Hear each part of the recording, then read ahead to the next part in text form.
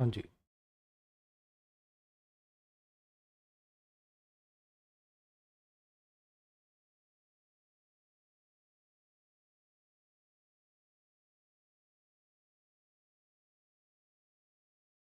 हाँ भी जवानों, कैसी चल रही है पढ़ाई लिखाई?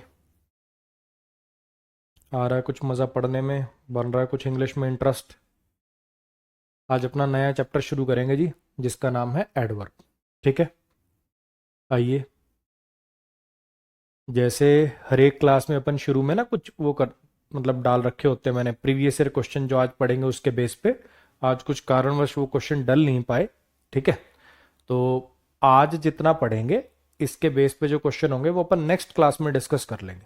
ठीक है, आते ही पहले इस क्लास पे बेस्ड जितने क्वेश्चन हैं वो नेक्स्ट क्लास में डलवा दूंगा। आइए पहले कॉन्सेप्ट की शुरुआत करते हैं। अगर आपको याद हो तो मैंने लिंकिंग वर्ब पढ़ाई थी आपको, याद आ रहा है? मैंने कहा था बी की फॉर्म के अलावा कुछ और भी लिंकिंग वर्ब होती हैं, become, get, grow, turn, feel, smell, taste, sound. लेकिन इन वर्ब को रटने से काम नहीं चलेगा, आपको सेंटेंस पढ़ना पड़ता है ना? जैसे टर्न वर्ब का एग्जांपल कराया था शायद मैंने आपको। टर्न इसमें लिखी नहीं क्या? एक टर्न वर्ब थी ना, TURN, turn. She turn old, वो बूढ़ी हो गई। ही टर्न एंग्री, वो गुस्सा हो गया। और एक टर्न माने मुड़ना भी होता है। तो आपको देखना पड़ेगा कि ये लिंकिंग वर्ब है कि एक्शन वर्ब है। हाँ कि ना? अगर लिंकिंग वर्ब होगी तो आगे एडजेक्टिव आएगा कॉम्प्लीमेंट के रूप में, और अगर एक्शन वर्ब होगी तो आगे एडवर्ब आएगा। ये बातें हमने पढ़ रखी हैं, कर रखी हैं। इसी के बेस पे कुछ सवाल है, करके दिखाओ जरा एक बार। ये सेंटेंसेस हैं, कॉन्सेप्ट वही है। इजी, ये वाला इजी पड़ेगा आपको। पहले एक बार ये वाला कर लो, यहाँ से मोराल बूस्ट हो जाएगा, फिर ये वाले करो। एक बार आप अपने आप ट्राई करो, फिर मैं कराता हूँ।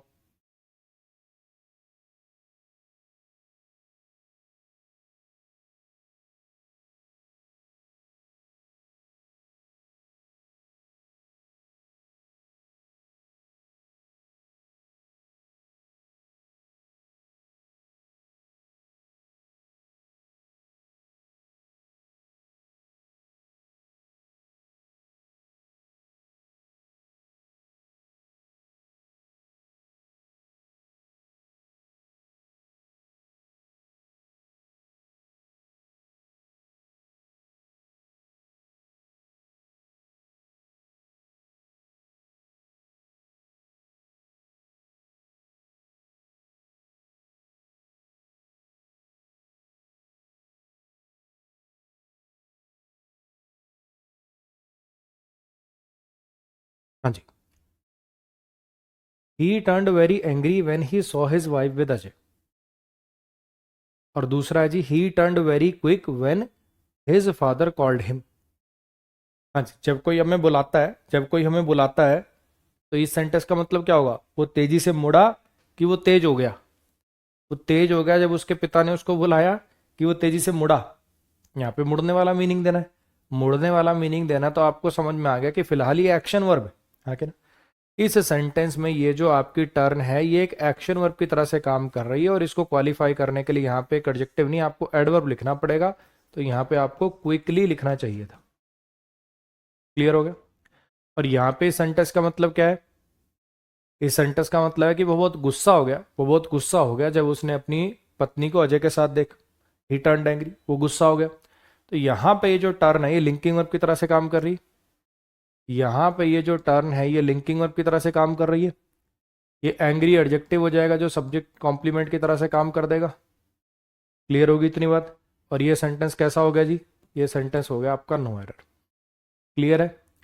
She became very arrogantly so I don't talk to her any more. वो बड़ी एरोगेंट हो गई। वो बड़ी एरोगेंट हो गई इसलिए अब मैं बात नहीं करता उससे, है ना? वो बड़ी एरोगेंट हो गई इसलिए अब मैं उससे बात नहीं करता। दूसरे में क्या लिखा हुआ है? She behaved very arrogant at the party so he is angry with her. उसने बड़ा एरोगेंटली बिहेव किया पार्टी में, इसलिए वो उससे नाराज है। अब यहाँ पे बिकम का मतलब है हो जाना, तो ये लिंकिंग वर्ब की तरह से काम कर रहा है। लिंकिंग वर्ब की तरह से काम कर रहा है तो ये सब्जेक्ट हो गया, ये हेल्पिंग वर्ब हो गया, और ये मेन वर्ब हो गया, और ये लिंकिंग वर्ब है। अब फिर से वही, पता नहीं शायद मैंने कितनी बार बात ये कोर्स में बोल दी है। कुछ बच्चे अपने माइंड में ना खुद के ही घर पे रूल बनाते रहते हैं। सर लिंकिंग वर्ब है तो हेल्पिंग वर्ब कैसे आ गई, लिंकिंग वर्ब है तो हेल्पिंग वर्ब कैसे आ गई? अरे कब पढ़ा है मैंने ऐसा कि लिंकिंग वर्ब से पहले हेल्पिंग वर्ब नहीं आ सकती? अगर ये तीसरी फॉर्म में लिखोगे तो हेल्पिंग वर्ब लगानी पड़ेगी ना भाई, क्यों नहीं लगाओगे? ऐसी बातें बहुत बार हो चुकी हैं क्लास में। अब यहाँ पे मुझे सब्जेक्ट कॉम्प्लीमेंट बनाने के लिए एक एडजेक्टिव चाहिए था, क्योंकि एडवर्ब तो सब्जेक्ट कॉम्प्लीमेंट बनते नहीं, इसलिए मैं यहाँ पे एरोगेंट लिख दूंगा। क्लियर होगी इतनी बात? लेकिन वहीं ऊपर वाले में ये एक्शन हो रहा है, उसने ऐसा बिहेव किया, तो यहाँ पे इस बार आपको एडवर्ब चाहिए था, तो यहाँ पे इस बार आप एरोगेंट नहीं, इस बार आपको एरोगेंटली लिखना पड़ेगा। बोलो जी, क्लियर हो गया? ये 3 सेंटेंसेस और हैं सेम उसी कॉन्सेप्ट के ऊपर, करके दिखाइए जरा एक बार।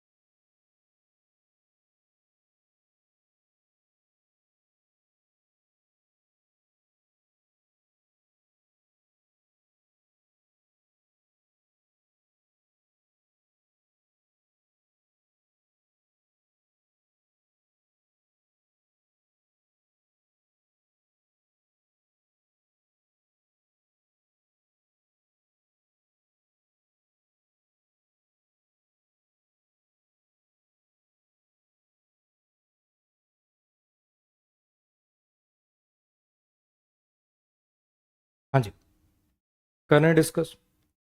He got violently when he hit his younger brother, when they hit his younger brother. वो बड़ा वायलेंट हो गया, वो बड़ा वायलेंट हो गया जब उन्होंने उसके छोटे भाई को मारा। वो बड़ा ही वायलेंट हो गया जब उन्होंने उसके छोटे भाई को मारा। ठीक है। अब यहाँ पे गॉड का मतलब कोई प्राप्त करना तो है नहीं, ही गॉट द लेटर प्राप्त करना वाला तो है नहीं। यहाँ पे गॉड का मतलब है हो जाना, यहाँ पे गॉड का मतलब है हो जाना। वो बड़ा वॉयलेंट हो गया है ना, हो जाना वाला मीनिंग देना, तो यानी ये लिंकिंग वर्ब है, यानी ये लिंकिंग वर्ब है। और अगर ये लिंकिंग वर्ब है तो यहाँ पे क्या लिखना पड़ेगा आपको? एडजेक्टिव लिखना पड़ेगा। बोलो भाई, क्लियर होगी इतनी बात? It is bitter cold outside so you should wear woollen clothes. बाहर बहुत कड़ाके की ठंड है, बाहर बहुत कड़ाके की ठंड है, इसलिए तुम्हें ऊनी कपड़े पहन लेने चाहिए। ठीक। अब आपको पता ही है कोल्ड किसकी तरह से काम करेगा? एडजेक्टिव की तरह से काम करेगा, है ना। It is bitterly cold outside यानी बाहर बहुत कड़ाके की ठंड है, तो तुम्हें ऊनी कपड़े पहन लेने चाहिए। एडजेक्टिव को क्वालिफाई करने का काम कौन करता है? एडवर्ब करता है। बिटर का मतलब यहाँ पर कड़वा नहीं है, बिटर इंटेंसिटी बढ़ाने के लिए भी यूज में ले लेते हैं कई बार अपन, है ना। तो एडजेक्टिव की इंटेंसिटी बढ़ाने का काम तो एडवर्ब करेगा। तो यहाँ पे बिटर कोल्ड नहीं, यहाँ पे बिटरली कोल्ड आपको लिखना पड़ेगा। This game is played indoor so it does not require costly infrastructure. अब जरा समझने की कोशिश करिएगा, ये जो वर्ड होते हैं इंडोर आउटडोर, ये जो वर्ड्स होते हैं इंडोर आउटडोर, ये होते हैं जी एडजेक्टिव्स। कैसे पता चला? थोड़ा सा छोटा सा भी फ्रेज अगर अपने दिमाग में सोच लोगे तो तुम खुद बता दोगे। इंडोर गेम, आउटडोर गेम, आके ना सर ये तो नाउन के साथ लगकर उसकी विशेषता बता रहा, तो ये एडजेक्टिव की तरह से काम करता है। और ये जो वर्ड होते हैं इंडोर्स और आउटडोर्स, ये एडवर्ब की तरह से काम करते हैं। They are playing indoors, they are playing outdoors, है ना। ये एडवर्ब और प्लेस की तरह से काम करते हैं, वो एडजेक्टिव की तरह से काम करते हैं। अब अपना सेंटेंस देख के मुझे बताइए कि यहाँ पे हमें क्या चाहिए था? एडजेक्टिव चाहिए था कि एडवर्ब चाहिए था, है ना। एडजेक्टिव चाहिए था कि एडवर्ब चाहिए था? यहाँ पे हमें क्या चाहिए? This game is played, this game is played, ये गेम खेली जाती है अंदर, है ना। तो प्ले वर्ब को क्वालिफाई करने के लिए पैसिव में लिखा हुआ है, ये पैसिव में लिखा हुआ है। यहां पर हमें क्या चाहिए था? यहां पर हमें चाहिए था एक एडवर्ब, एडवर्ब चाहिए था, तो इंडोर काट के क्या कर देंगे? इंडोर्स कर देंगे। बोलो जी, क्लियर हुई इतनी बात? इस पर आ जाइए, इनको करके दिखाइए।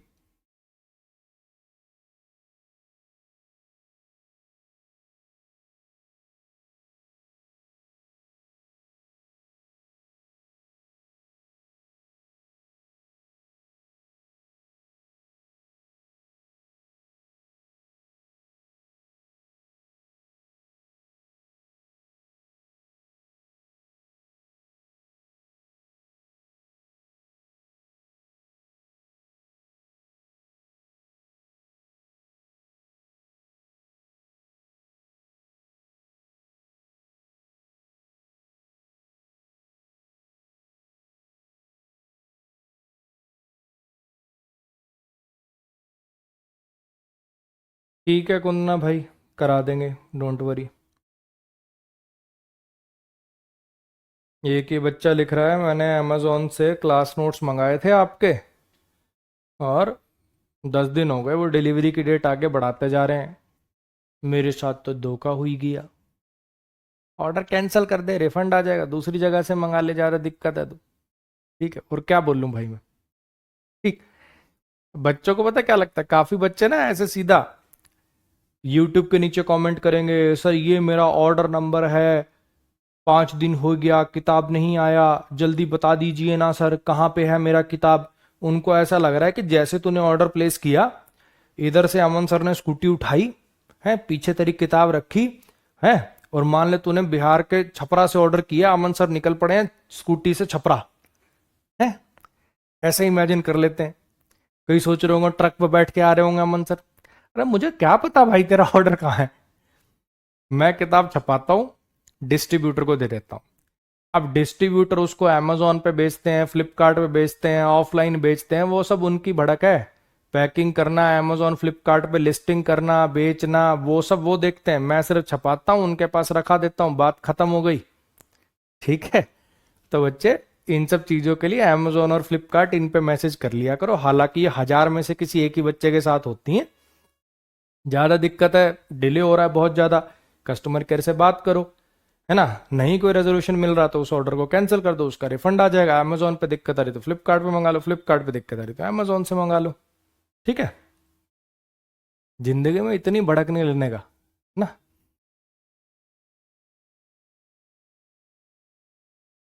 आ जाओ। सूरज जो है बड़ा, सूरज जो है बड़ा, मतलब ब्राइटली या ब्राइट चमक रहा था ना, मतलब पूरे ऐसे चौंधे मार रहा है एकदम। That day as a sky was clear, क्योंकि आसमान साफ था। आसमान साफ था तो सूरज ऐसे चमक रहा था। और सूरज जो है ऐसा दिखाई पड़ रहा था उस दिन, क्योंकि आसमान क्लियर था। अब ये दो वर्ब है, एक है शाइन, एक है शाइन, और एक लुक। इसका मतलब है चमकना, इसका मतलब है दिखाई पड़ना। इसका मतलब है चमकना और इसका मतलब है दिखाई पड़ना। बताओ भाई, कौन से को क्या मानो। दिखाई पड़ना वाली लिंकिंग वर्ब होगी, समझ में आ रहा है। वो खुश दिख रहा है, वो उदास दिख रहा है। अगर ये लिंकिंग वर्ब है तो लिंकिंग वर्ब के बाद तो एडजेक्टिव आते हैं, हाँ क्या ना। लिंकिंग वर्ब के बाद तो एडजेक्टिव आते हैं, बात जानते हो आप। और चमकना ये एक्शन वर्ब माननी पड़ेगी, इसके बाद एडवर्ब आते हैं। बोलो भाई, समझ में आ गई क्या मेरी बात। अब ये जो ऊपर सेंटेंस लिखा हुआ है, ये जो ऊपर सेंटेंस लिखा हुआ है, इसका क्या मतलब है। ये जो ऊपर सेंटेंस लिखा हुआ है, इसका क्या मतलब है कि वो थोड़ा नाराज है, वो थोड़ा नाराज है तुमसे उस इंसिडेंट के बाद। वो थोड़ा नाराज है तुमसे इंसिडेंट के बाद, जो कल हुआ, जो कल इंसिडेंट हुआ ना, उसके बाद से वो तुमसे थोड़ा नाराज है, ये कहना है, हाँ क्या ना। अब दिक्कत ये है कि यहाँ पे आप लिखना चाह रहे हो, यहाँ पे आप लिखना चाह रहे हो, ये सब्जेक्ट है, ये लिंकिंग वर्ब है, ये एंग्री एडजेक्टिव है जो सब्जेक्ट कॉम्प्लीमेंट की तरह से काम कर रहा है, हाँ क्या ना। अब यहां पे he is some angry, he is some angry, वो थोड़ा एंग्री है, ये कहना है। ठीक। अब एंग्री एडजेक्टिव के लिए आप एक एडवर्ब लगाना चाहते हो जिसका मतलब होता हो थोड़ा। अब ये सम तो एडजेक्टिव होता है, सम तो जनरली एडजेक्टिव की तरह से काम करता है। तो यहां पे ऐसी क्या एडवर्ब लगाएं, एडवर्ब हो और उसका मीनिंग हो थोड़ा। मीनिंग समझ में आ रहा है। वो थोड़ा, वो तुमसे थोड़ा नाराज है उस इंसिडेंट के बाद जो कल हुआ। यहां पे एक एडवर्ब लगानी है और जिसका मीनिंग हो थोड़ा। हाँ जी, क्या एडवर्ब लग सकते हैं यहां पे, बताना जरा। यहां पर क्या एडवर्ब लगा सकते हो। यहां पर कुछ वर्ड्स लिखवाता हूं मैं, वो आ सकते हैं। जैसे एक वर्ड होता है समवट, ठीक है, ये भी एक एडवर्ब होती है, ये आ सकता है। अच्छा जी, लिटिल मत लगाना, लिटिल का मतलब हो जाएगा ना के बराबर। ठीक है, लिटिल एडजेक्टिव भी होता है, लिटिल एडवर्ब भी होता है। लिटिल लगा दोगे तो मतलब हो जाएगा ना के बराबर। यहां पे लिख लो अ लिटिल, है ना। अ लिटिल ये एडजेक्टिव भी हो सकता है, एडवर्ब भी हो सकता है, डिपेंडिंग अपॉन आप कैसे यूज करो। ही इज अ लिटिल एंग्री, वो तुमसे थोड़ा नाराज है। He is a bit angry, ये भी लगा सकते हो। ठीक है, he is a little angry, he is a bit angry, he is somewhat angry, ये सब चलेगा। वो वेरी वगैरह मत लगा देना, मीनिंग मत चेंज कर देना। ऐसा नहीं कि वो कह रहा है कि वो थोड़ा नाराज है, तुमने कह दिया वेरी एंग्री, बहुत ज्यादा नाराज है, मीनिंग चेंज मत करना, बस ग्रामर ठीक करनी। दिक्कत यहां पर यह थी कि एंग्री एडजेक्टिव को क्वालिफाई करने के लिए एडवर्ब चाहिए थी, है ना। और हमने एडजेक्टिव लगा रखा था। तो ऐसी एडवर्ब चाहिए जिसका मीनिंग होता हो थोड़ा, तो फिर हमने इनमें से एक लगा ली। क्लियर होगी इतनी बात? तो ये कुछ सेंटेंसेस थे, ये कुछ सेंटेंसेस थे बेसिकली जिसके अंदर हम ये, एरर इस बात पे था कि चाहिए था एडजेक्टिव लगा दिया एडवर्ब, चाहिए था एडवर्ब लगा दिया एडजेक्टिव। सबसे ज्यादा एरर इसी कॉन्सेप्ट के ऊपर आते हैं, ठीक है। और जो वो प्रीवियस ईयर, जैसा मैंने कहा था ना, जैसे हर क्लास के अंदर अपन प्रीवियस ईयर क्वेश्चन करते हैं इन कॉन्सेप्ट के ऊपर बेस्ड, तो वो शीट मैंने बनाने के लिए बोला। एक्चुअली जो मेरा टाइपिस्ट है उसको मैंने रात को ही भेज दिए थे क्वेश्चंस, तो उसका पीसी, वो अपना लैपटॉप खराब हो गया, उसका चल नहीं रहा था सुबह। बोला है वो दोस्त दोस्त के पास जाके शायद बनाएगा, करेगा। अगर आ गई, अगर उसने क्लास खत्म होने से पहले पहले भेज दिया, मुझे मेल कर दिया, तो मैं आपको करा दूंगा, आज ही करा दूंगा। नेक्स्ट पर आइए।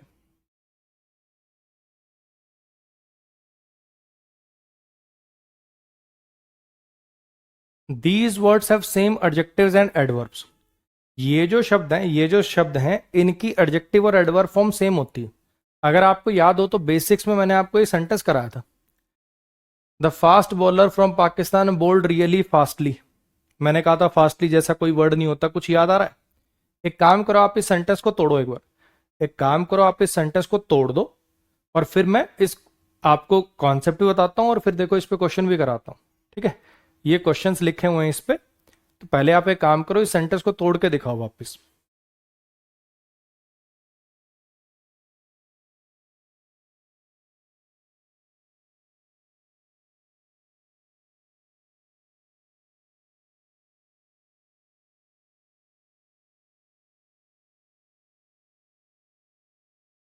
अब एक हमारे सौरभ भाई हैं जो 20 बार एक जोक लिख चुके हैं लेकिन कोई हंस नहीं रहा।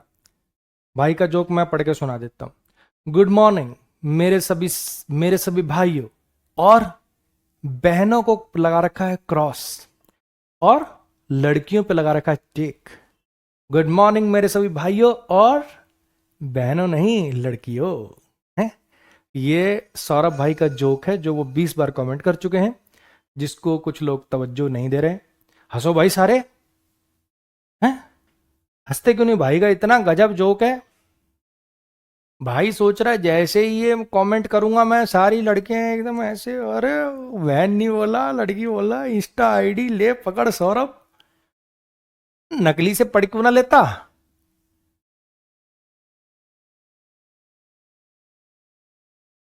सुबह सुबह चूर्ण सा।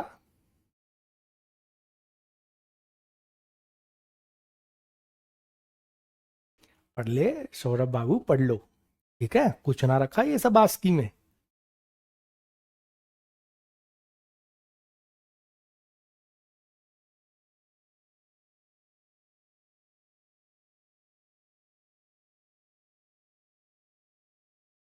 हाँ जी भैया। The fast bowler from Pakistan bowled really fastly. The fast bowler from Pakistan bowled really fastly. तो ये बॉलर क्या हो गया? सब्जेक्ट हो गया। फास्ट इस बार क्या है यहाँ पर? एडजेक्टिव हो गया, ठीक है। अच्छा जी, फ्रॉम प्रीपोजिशन हो गया और ये पाकिस्तान इस प्रीपोजिशन का ऑब्जेक्ट हो गया, बोल्ड वर्ब हो गया, ठीक। Fast bowler from Pakistan bowled. वो जो फास्ट बॉलर था पाकिस्तान का, उसने बॉल किया, उसने गेंद फेंकी बड़ी ही तेज, ठीक। अब जैसा कि मैंने आपको बताया कि कुछ ऐसे शब्द होते हैं, कुछ ऐसे शब्द होते हैं जिनकी एडजेक्टिव और एडवर्ब फॉर्म सेम होती है। यानी फास्टली जैसा कोई शब्द नहीं है, चाहे आपको एडजेक्टिव बनाना हो चाहे आपको एडवर्ब बनाना हो, फास्ट वर्ड ही यूज किया करो। तो यहां पर आपको फास्ट शब्द का यूज करना था, और वो फास्ट जैसे नाउन के साथ लगकर एडजेक्टिव बन रहा है, वो फास्ट जैसे नाउन के साथ लगकर एडजेक्टिव बन रहा है, ये वाला फास्ट जो है ये एडवर्ब की तरह से काम करे, है ना। वो एक क्वालिटेटिव एडजेक्टिव है और ये एडवर्ब वो मैनर है। वो एक क्वालिटेटिव एडजेक्टिव की तरह से काम करेगा और यह एक एडवर्ब वो मैनर बनेगा।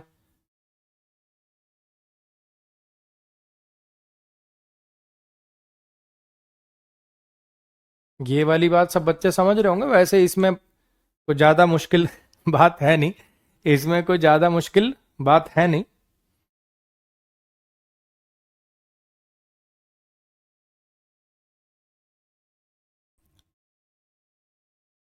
अब ये जैसे बच्चे ने कमेंट करा, मैंने उससे बात कर तो ली, तुम कौन होते हो यार उसको गाली वाली देने वाले, हैं? उसने कमेंट किया, टीचर ने उससे बात कर ली, आप कौन भाई साहब, क्यों ना आपको क्लास से ब्लॉक कर दिया जाए। टीचर के सामने गाली देने पर लगा हुआ था।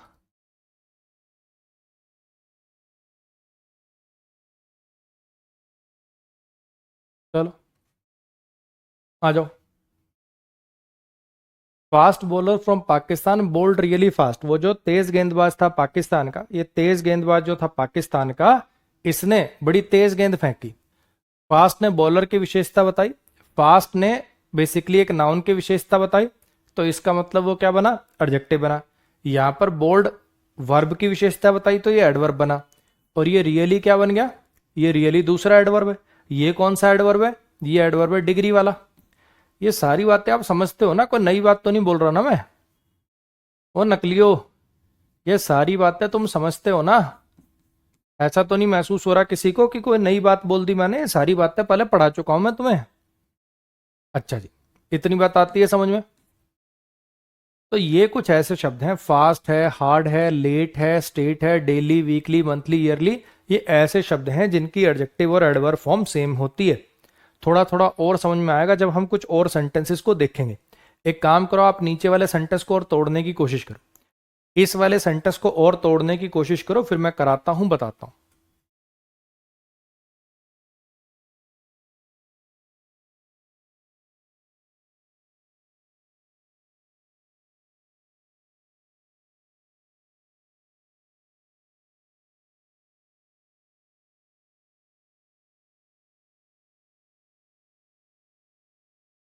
आपकी वजह से इंग्लिश में अब कॉन्फिडेंस आने लगा है। थैंक यू भाई, थैंक यू। और इतनी बार कमेंट मत करो यार।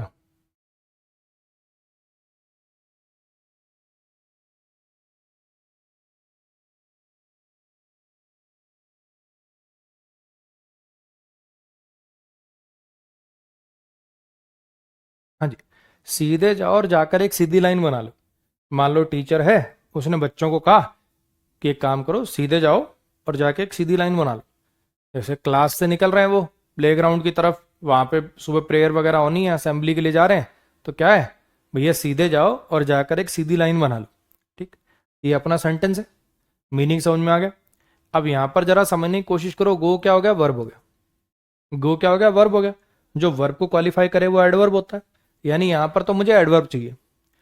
ठीक, सीधे जाओ। अब ये इंपैरेटिव है, ऑर्डर, एडवाइस, रिक्वेस्ट वाले सेंटेंस होते हैं, वर्ब की बेस फॉर्म से शुरुआत होती है, यू इनका अंडरस्टूड सब्जेक्ट होता है। कुछ बातें याद आ रही हैं, कहीं को वर्ब कैसे आगे शुरू में, सब्जेक्ट कहाँ है, और ये वो, ये वर्ब हो गई। क्या बना लो, एक लाइन बना लो।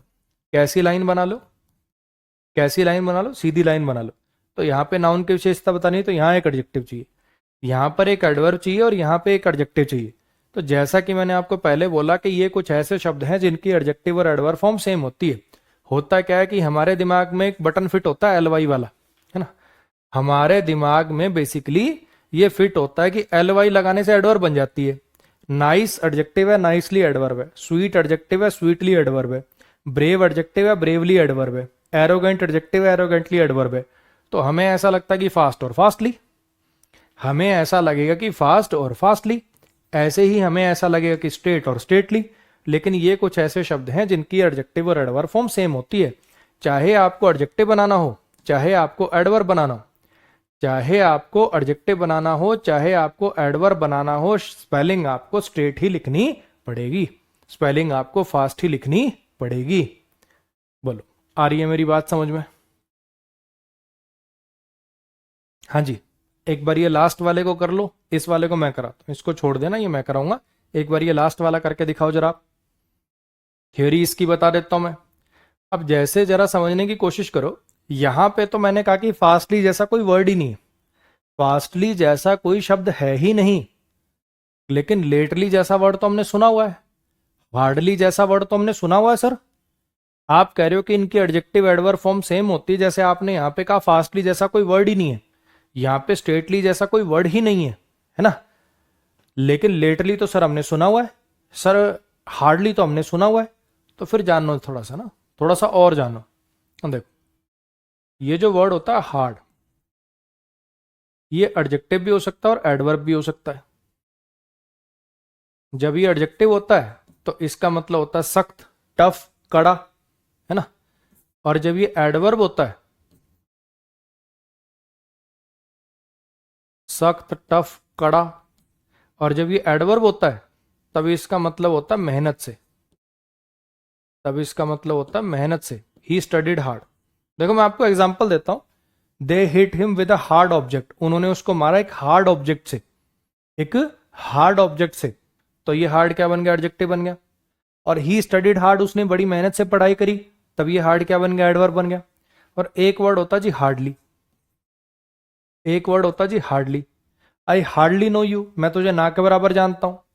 आ रही बात समझ में? ये एक एडवर्ब होता है और इसका मतलब होता है ना के बराबर।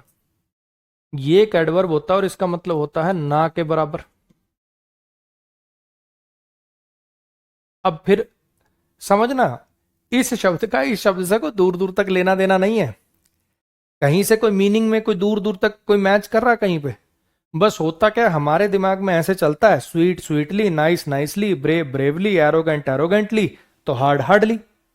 लेकिन इन दोनों शब्दों का आपस में दूर दूर तक कोई लेना देना नहीं है। इसी वजह से कंफ्यूजन होती है, क्योंकि बस स्पेलिंग सी सेम सी है, नाइस नाइसली, ब्रेव ब्रेवली तो हार्ड हार्डली। इसी वजह से बच्चा कंफ्यूज होता है और एरर आता है। अब आपको शायद बात समझ में आ गई होगी कि इन दोनों शब्दों का आपस में कोई दूर दूर तक लेना देना नहीं है। ऐसी लेट की कहानी है, ऐसी वो जो वर्ड था लेट उसकी कहानी है। मान लो मैं कहूं लेट कमर्स को अलाउड नहीं करूंगा मैं अपनी क्लास में, लेट कमर्स, वहां पे लेट एडजेक्टिव हो गया, ही केम लेट वो एडवर्ब हो गया। ठीक है, लेट एडजेक्टिव भी हो सकता है, एडवर्ब भी हो सकता है। और एक वर्ड है लेटली, लेटली का मतलब हाल फिलहाल में, मैं मनाली जाके आया हूं हाल फिलहाल में। लेट से उसका लेना देना ही नहीं, लेट का मतलब देरी से होता है, लेटली का मतलब हाल फिलहाल में होता है, बस वही। लेकिन स्वीट स्वीटली, ब्रेव ब्रेवली तो लेट लेटली होता होगा। इसी वजह से कंफ्यूजन होता है। तो ये कुछ ऐसे वर्ड्स है जिनकी एडजेक्टिव और एडवर्ब फॉर्म सेम होती है। और दूसरा वाला जो आपने सुन भी रखा ना, जैसे आपने हार्डली सुन रखा है, लेटली सुन रखा है, बच्चे उसका मीनिंग ही बिल्कुल डिफरेंट है, उसका इससे कोई लेना देना ही नहीं है। आ रही बात समझ? चलो अब करके दिखाओ और इसको सोचो जरा।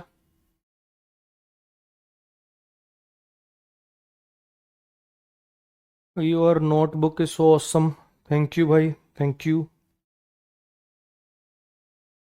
जैसा कि मैंने पहले भी बहुत क्लासेस के अंदर बोला, बहुत बच्चे ऐसा बोलते हैं सर नोट्स खुद बनाएं, कि आपके जो प्रिंटेड नोट्स आते हैं अमेजोन फ्लिपकार्ट वगैरह पे या ऑफलाइन शॉप्स पे वो ले लें।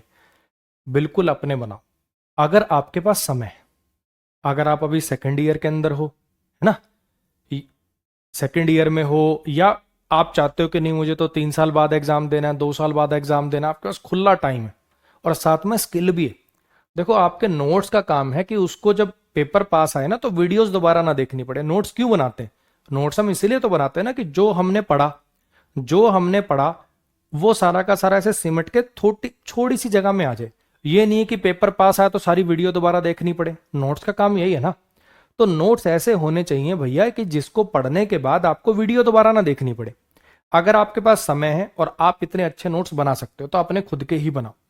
ठीक है, बिल्कुल यार, तुम किताब विताब खरीदोगे कहीं 20 रुपए 30 रुपए मैंने कमा लिए तो है, 20 रुपए 30 रुपए वो कमा के कहीं, समझ रहे हो, रोल्स रॉयस वगैरह ले आऊं कहीं में, तो बिल्कुल मत कमाने देना, खुद ही बनाना। और ये मैं मजाक में नहीं, सीरियस करूँ, अगर टाइम है तो खुद ही बनाओ।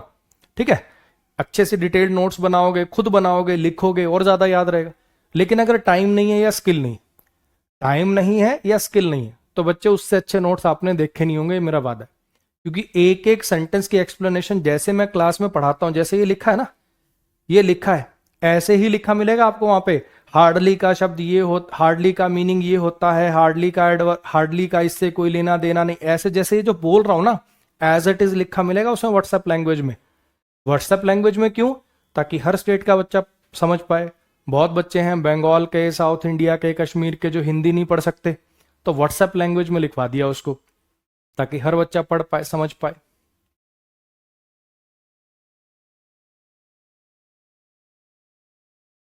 हाँ जी, they hit him really hardly with a hard bat. उन्होंने उसको बहुत जोर से मारा, उन्होंने उसको बहुत जोर से मारा एक हार्ड बैट से। उन्होंने उसको बहुत जोर से मारा एक हार्ड बैट से। ये सब्जेक्ट है, ये वर्ब है, ये ऑब्जेक्ट है। ठीक है, विद प्रीपोजिशन है और बैट इस प्रीपोजिशन का ऑब्जेक्ट है। और हार्ड यहां पर एडजेक्टिव है, क्वालिटेटिव एडजेक्टिव। ठीक है, उन्होंने उसको मारा एक हार्ड बैट से। ठीक, ये वाला हार्ड एडजेक्टिव हो गया। अच्छा, रियली से भी पता चल रहा है, रियली से भी पता चल रहा है, इस हार्ड बैट से ही पता चल रहा है कि जोर से ही मारा होगा। रियली एडवर्ब लगी हुई तो पता चल रहा है कि जोर से ही मारा होगा। तो यहाँ पे जोर से वाला, मेहनत से वाला मीनिंग देना है ना। यहाँ पे मेहनत से या जोर से भी मतलब होता है इसका, दे हिट हिम हार्ड, जोर से भी मतलब होता है, ठीक है। तो यहाँ पे जोर से या मेहनत से वाला मीनिंग देना है, तो वो काम हार्डली का तो मतलब ना के बराबर होता है, तो वो वाला मीनिंग तो देना नहीं है। तो यहाँ पे हार्ड आ जाएगा जो एडवर्ब ऑफ मैनर की तरह से काम कर देगा। ये रियली आपका एडवर्ब है जो डिग्री की तरह से काम कर रहा है, इंटेंसिटी बढ़ाने का काम कर रहा है। दे हिट हिम रियली हार्ड।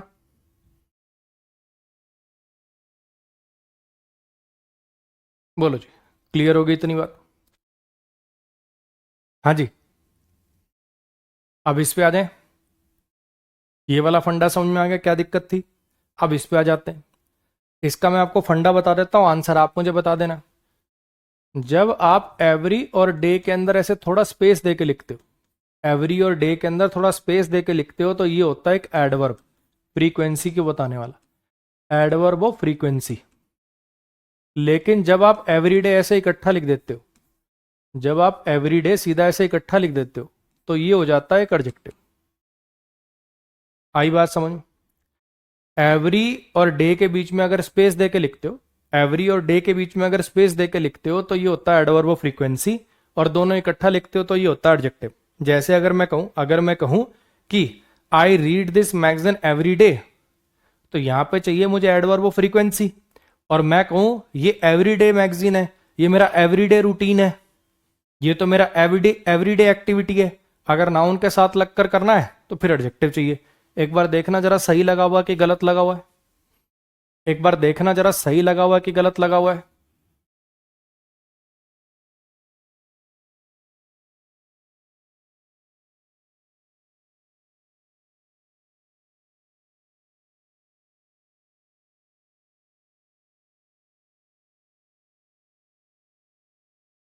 मेरे दादाजी पढ़ते हैं हर रोज आने वाली मैगजीन को, हर रोज। ठीक है। अब काफी बच्चों को तो ये लगे सर हर रोज ही आती है तो हर रोज ही पढ़ी जाएगी, दो दो बार क्यों लिख रहे हो? जरूरी नहीं है बच्चे, जरूरी नहीं है। ऐसा भी तो हो सकता है कि मैगजीन मंथ में एक बार आती हो, बहुत सारी मैगजीन होती है ना। सुना होगा आपने साप्ताहिक पत्रिका, मासिक पत्रिका, वार्षिक पत्रिका, सुना है? ऐसी मैगजीन जो हफ्ते, दैनिक पत्रिका जो रोज आती है, साप्ताहिक पत्रिका जो हफ्ते में एक बार आती है, मंथली मतलब मासिक पत्रिका जो मंथ में एक बार आती है, वार्षिक पत्रिका जो साल में एक बार आती है, daily magazine, weekly magazine, monthly magazine, yearly magazine, सुना हुआ है ना आपने? तो हो सकता है, जरूरी थोड़ी है कि हर रोज आने वाली मैगजीन हर रोज ही पढ़ी जाए। हो सकता है आती घर पे हर रोज है, वो मंथ में एक बार पढ़ते हैं, या उल्टा भी हो सकता है मंथ में एक बार आती है, उसी का एक एक पन्ना रोज पढ़ते हैं। तो इसलिए दो बार बता दिया, तो इसमें कोई एरर नहीं है। ठीक है, मतलब दो बार एवरीडे लिखने में कोई गलती नहीं है। जो गलती है वो बताता हूं। वो गलती क्या है? सब्जेक्ट हो गया, माई पजेसिव एडजेक्टिव हो गया। ठीक है जी। रीड्स क्या हो गया? वर्ब हो गया। ठीक है। मेरे दादाजी पढ़ते हैं, क्या पढ़ते हैं जी? मैगजीन पढ़ते हैं। ठीक। अच्छा, कौन सी मैगजीन है? हर रोज आने वाली। और कितनी बार पढ़ते हैं? हर रोज पढ़ते हैं। वो आपने सुना होगा, ये जो वर्ड्स होते हैं ना एडवर्ब फ्रीक्वेंसी वाले, ये जो वर्ड है जो basically daily, everyday, monthly, yearly, ये लास्ट में लिखते हैं अपन, है ना। तो यहां पे तो चाहिए था एडवर्ब, और यहां पे इस नाउन के साथ चाहिए था एडजेक्टिव। ये वाला एडवर्ब होता है, ये वाला एडजेक्टिव होता है। आपने पोजीशन गलत कर रखी है।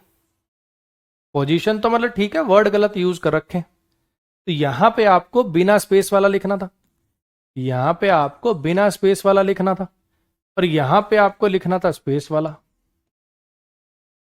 बोलो, समझ में आई मेरी बात, क्या कहना चाहता हूं मैं?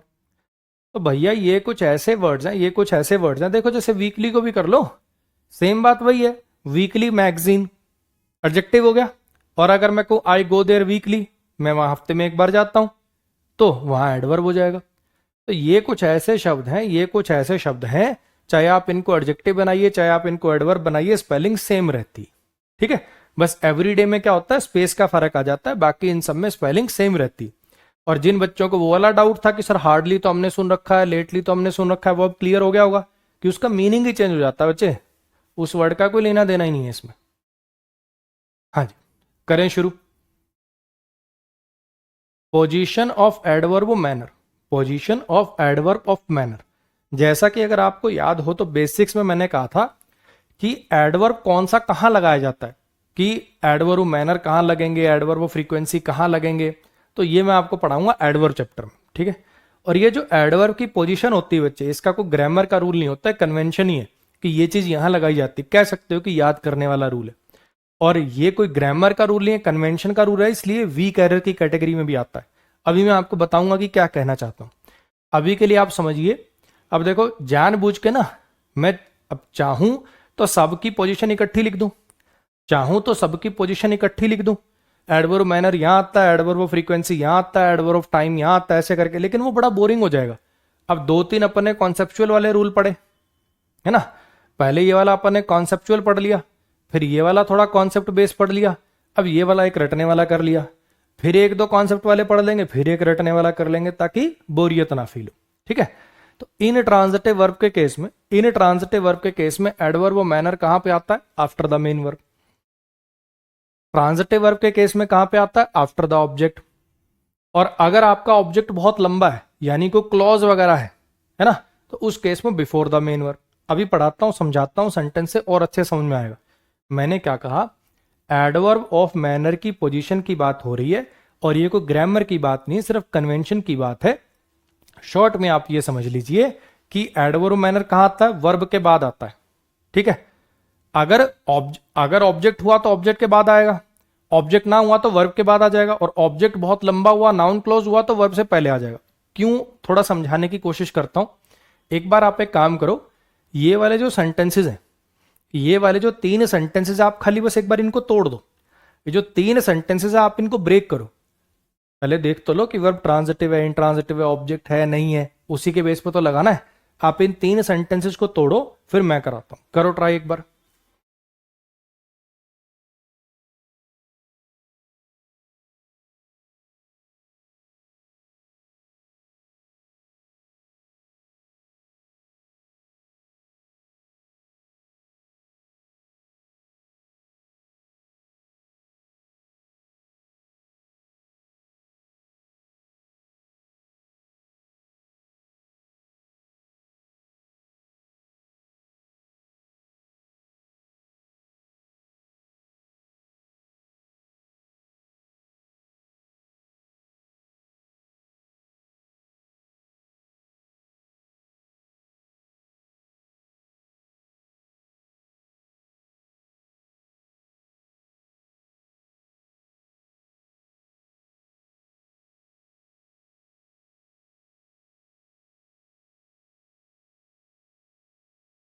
हाँ जी।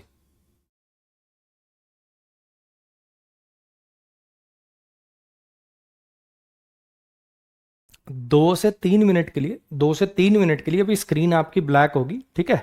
वो स्लाइड बन के आ गई, वो मैं इसमें ऐड करता हूँ, ठीक है। 2 से 3 मिनट के लिए आपकी स्क्रीन अभी ब्लैक हो जाएगी। 2 से 3 मिनट दो मुझे, ठीक है।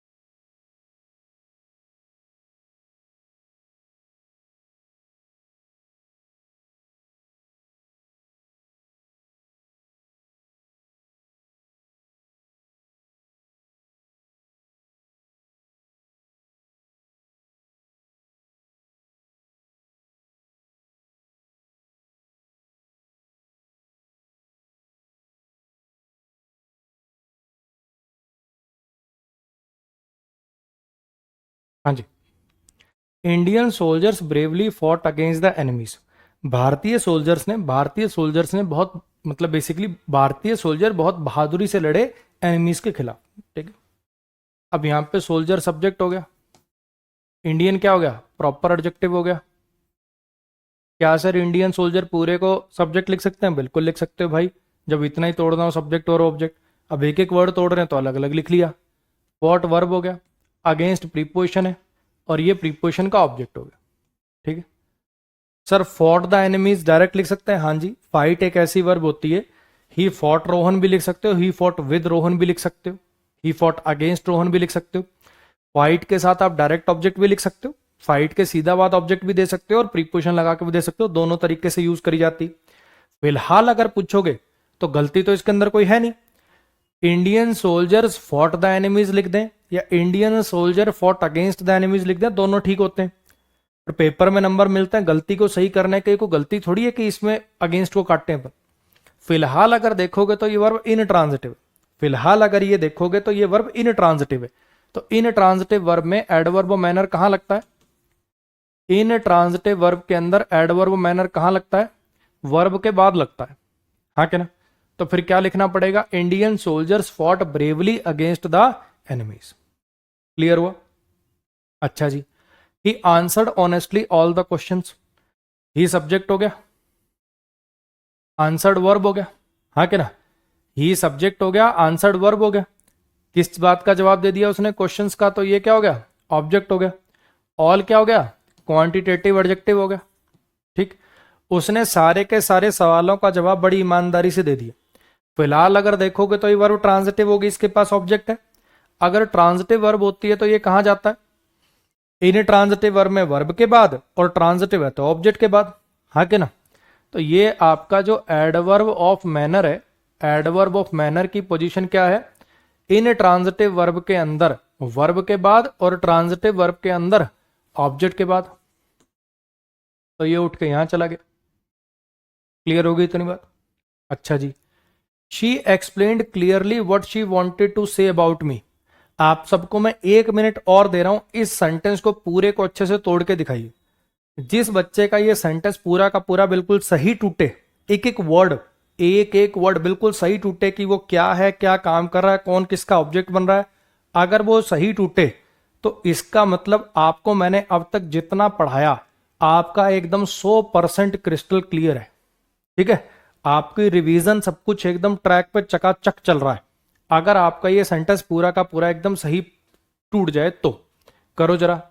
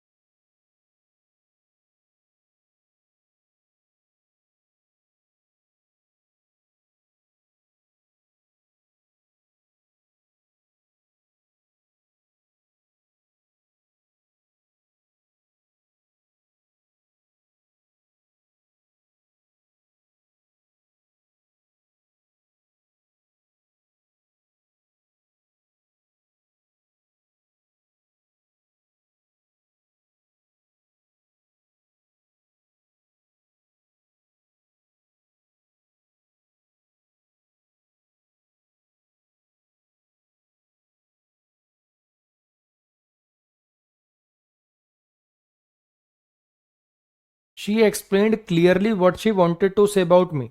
उसने क्लियरली एक्सप्लेन कर दिया जो वो मेरे बारे में कहना चाहती थी। उसने बड़ा क्लियरली एक्सप्लेन कर दिया जो वो मेरे बारे में कहना चाहती थी। शी सब्जेक्ट है, explained verb. She explained what, क्या एक्सप्लेन कर दिया उसने? जो वो मेरे बारे में कहना चाहती थी। एक्सप्लेन वर्ब का ऑब्जेक्ट क्या है? ये पूरा का पूरा नाउन क्लोज है। कुछ याद आ रही है? प्रोनाउन चैप्टर में पढ़ाई की बातें हैं सारी। शी सब्जेक्ट है, वांटेड वर्ब है। ठीक है, she wanted what? She wanted to say. ये जो टू से है ये एक इन्फिनेटिव है, ठीक, जो ऑब्जेक्ट की तरह से काम कर रहा है। अबाउट प्रीपोजिशन है और ये मी इस प्रीपोजिशन का ऑब्जेक्ट है। ठीक है जी। अब आप कहोगे सर ये व्हाट तो रिलेटिव प्रोनाउन बनना था ना, नाउन क्लोज बना रहा है। यहां पे आपने सब्जेक्ट ऑब्जेक्ट दोनों दे दिए, तो फिर ये व्हाट कैसे आ रहा है? इन्फिनेटिव, जिरेंट पार्टिसिपल, सेमी वर्ब होते हैं, अर्ध वर्ब होते हैं, चाहे तो अपना ऑब्जेक्ट रख सकते हैं, से ट्रांजिटिव वर्ब होती है, ये बनेगा इस इन्फिनेटिव का ऑब्जेक्ट। ये जो वट आपको यहाँ पे दिख रहा है ये एक रिलेटिव प्रोनाउन है, रिलेटिव प्रोनाउन होने के नाते कंजंक्शन बनेगा और साथ में इस इन्फिनेटिव का ऑब्जेक्ट बनेगा। यहाँ पर कंजंक्शन बन रहा है और साथ में ऑब्जेक्ट ऑफ इन्फिनेटिव बन रहा है, इस इन्फिनेटिव का ऑब्जेक्ट है जी। ठीक है, ये पूरा का पूरा नाउन क्लॉज यहां से लेकर यहां तक का, ये पूरा का पूरा, ये जो नाउन क्लॉज है, ये जो नाउन क्लॉज है ये ऑब्जेक्ट है एक्सप्लेन वर्ब का। ये पूरा का पूरा जो नाउन क्लॉज है ये ऑब्जेक्ट है एक्सप्लेन वर्ब का, ऑब्जेक्ट ऑफ वर्ब एक्सप्लेन। ठीक है, ऑब्जेक्ट ऑफ वर्ब लिख देता हूं, इतने से समझ जाओगे मुझे लग रहा है, ऑब्जेक्ट ऑफ वर्ब। हाँ जी, जिसका ये हो गया, मतलब क्या बोलूं मैं, तुम्हारी तारीफों के किससे गाए जाने चाहिए युगों तक हैं, गजब बालक हो तुम।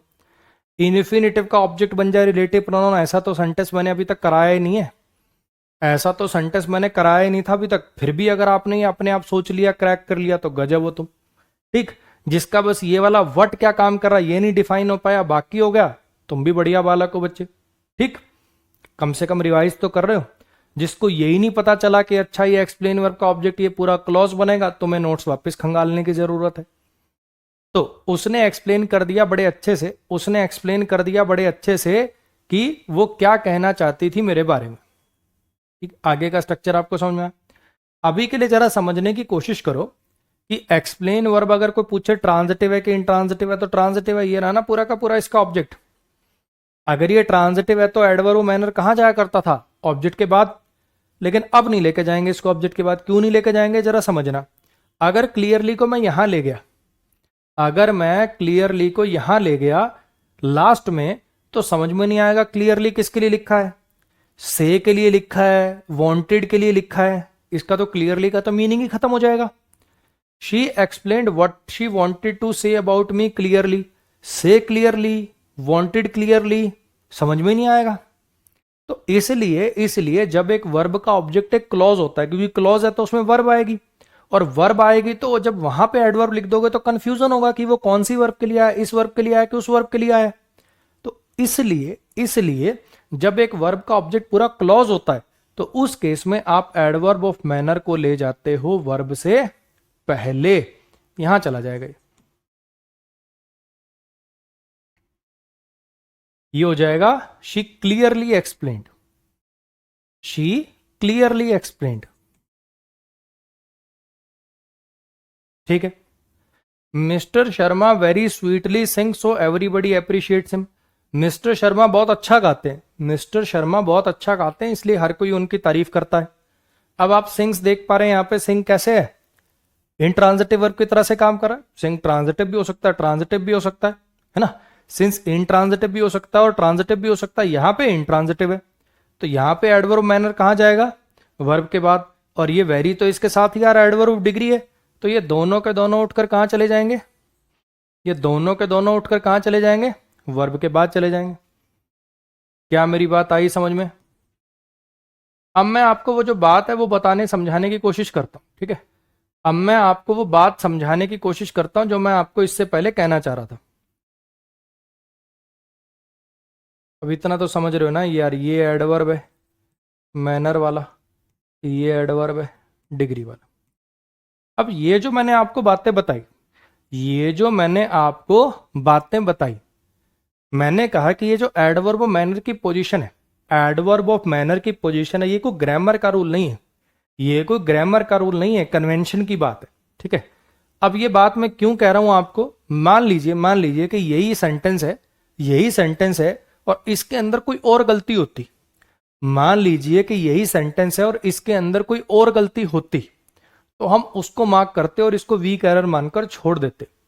जब भी एक सेंटेंस में दो टाइप के एरर हो, एक ग्रामर का एरर हो, एक कन्वेंशन का एरर हो, तो हमेशा ग्रामर के एरर को प्रायोरिटी देनी है। जैसे ये वाला जो सेंटेंस है, जैसे ये वाला जो सेंटेंस है, यहां पे अगर मैं इसको यहां लिख दूं, he honestly answered all the questions, तो क्या आपको ये गलत लग रहा है? अगर मैं ऐसा लिख दूं, he honestly answered all the questions, he honestly answered all the questions, अगर ऐसा लिख दूं तो क्या ये आपको गलत लग रहा है? बिल्कुल गलत नहीं है बच्चे, बिल्कुल गलत नहीं है। जनरली ये फॉलो होता है, लेकिन अगर किसी को स्ट्रेस डालना है, किसी को ऑनेस्टली पे ही सारा स्ट्रेस डालना है, तो फिर तो ये इसको पास लिख देगा ना, इसको he honestly answered all the questions. अगर इसको इसी बात पर इंटेंसिटी डालनी है तो वहां लिख देगा। इसलिए बच्चे मैं आपको ये बात कह रहा हूं कि ये रूल किताबों में दिए हुए हैं, हर जगह लोग पढ़ाते हैं, बताते हैं, तो मुझे भी बताना पड़ रहा है, लेकिन कायदे से ये कोई ग्रामर का रूल नहीं है। अगर सेंटेंस में कोई और एरर निकल आया ना, अगर सेंटेंस में कोई और एरर निकल आया तो इनकी कोई औकात नहीं है, इनको नहीं मार्क करेंगे हम। तो स्टार मार्क करके बड़ा बड़ा, स्टार मार्क करके बड़ा बड़ा लिख लेंगे कि एडवर्ब की पोजीशन के एरर, पोजीशन के, ऐसा नहीं एडवर्ब चैप्टर के सारी एरर, एडवर्ब की पोजीशन से रिलेटेड एरर वीक एरर की कैटेगरी में आते हैं। अगर सेंटेंस में कोई और एरर हो तो इन्हें मार्क नहीं किया जाता। एडवर्ब की पोजीशन के एरर वीक एरर की कैटेगरी में आते हैं, अगर सेंटेंस में कोई और एरर हो तो इन्हें नहीं मार्क किया जाता। क्लियर होगी इतनी बात? नेक्स्ट पे आ जाइए। इसको पढ़ने से पहले एक काम कर लें क्या, वो प्रीवियस ईयर जो सवाल हैं उनको निपटा लेते हैं, करते हैं कुछ कुछ, करना जरा, आ जाओ। जो भी पढ़ रहे हैं अपन उसके बेस पे कुछ प्रीवियस ईयर सवाल है, रगड़ो जरा इनको। एक ही बालक पूछ रहा है, सर लाइव है कि रिकॉर्डेड? लाइव है बेबी, लाइव, ठीक है, करके दिखा चले इनको, ठीक।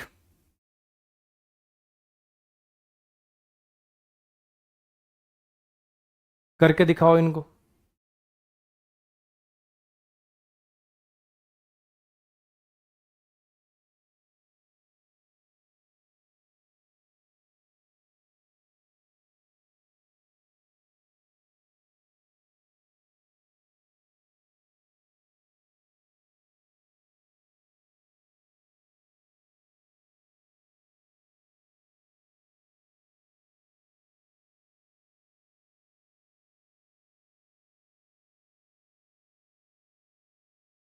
हाँ जी, select the sentence with appropriate use of adverb manner, ठीक है।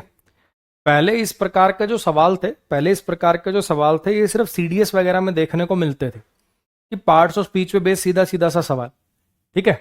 फिर ये एसएससी एग्जाम्स के अंदर देखने को मिलने लगे अभी पिछले 2 सालों से। हो सकता है आगे आपको और बैंकिंग के एग्जाम और एग्जाम्स के अंदर भी देखने को मिल जाए, ठीक। और बिल्कुल बेसिक पे बेस्ड बातें, बिल्कुल बेसिक पे बेस्ड बातें, कुछ हाथ इसके अंदर कुछ ज्यादा लंबी चौड़ी बात है नहीं। एडवर्ब मैनर बताना है कहां पे यूज हुआ और सही यूज हुआ हो। ये रेगुलरली एडवर्ब फ्रीक्वेंसी होता है, ये जस्ट एडवर्ब ऑफ टाइम होता है। कहां कहां एडवर्ब लगी हुई, ये एडवर्ब ऑफ फ्रीक्वेंसी है, वो अपना काम करता है रेगुलरली। ये जस्ट डन, उसने ठीक अभी अभी कंप्लीट किए, ये एडवर्ब ऑफ टाइम हो जाएगा,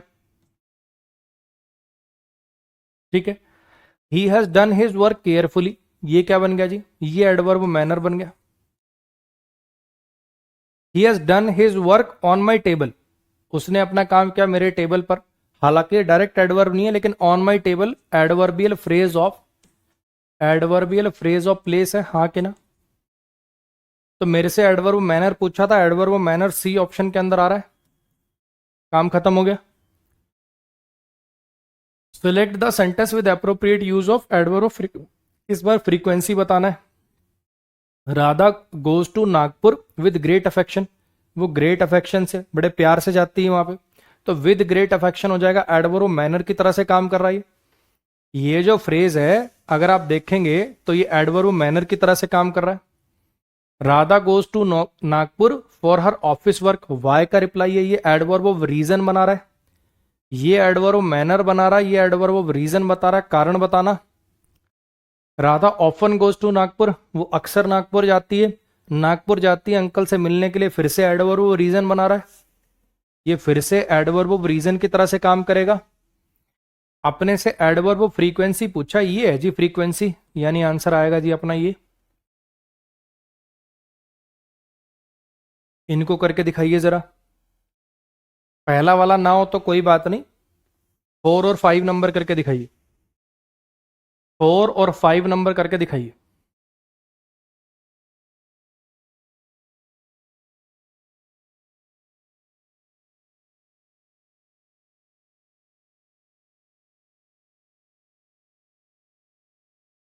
अब एक बच्चा लिख रहा है मेरी ऐप में ये ऑप्शन नहीं आ रहा। ये इन सब चीजों के लिए सपोर्ट टीम को सपोर्ट वाले नंबर पे मैसेज किया करो, क्लास के बीच में नहीं, है ना।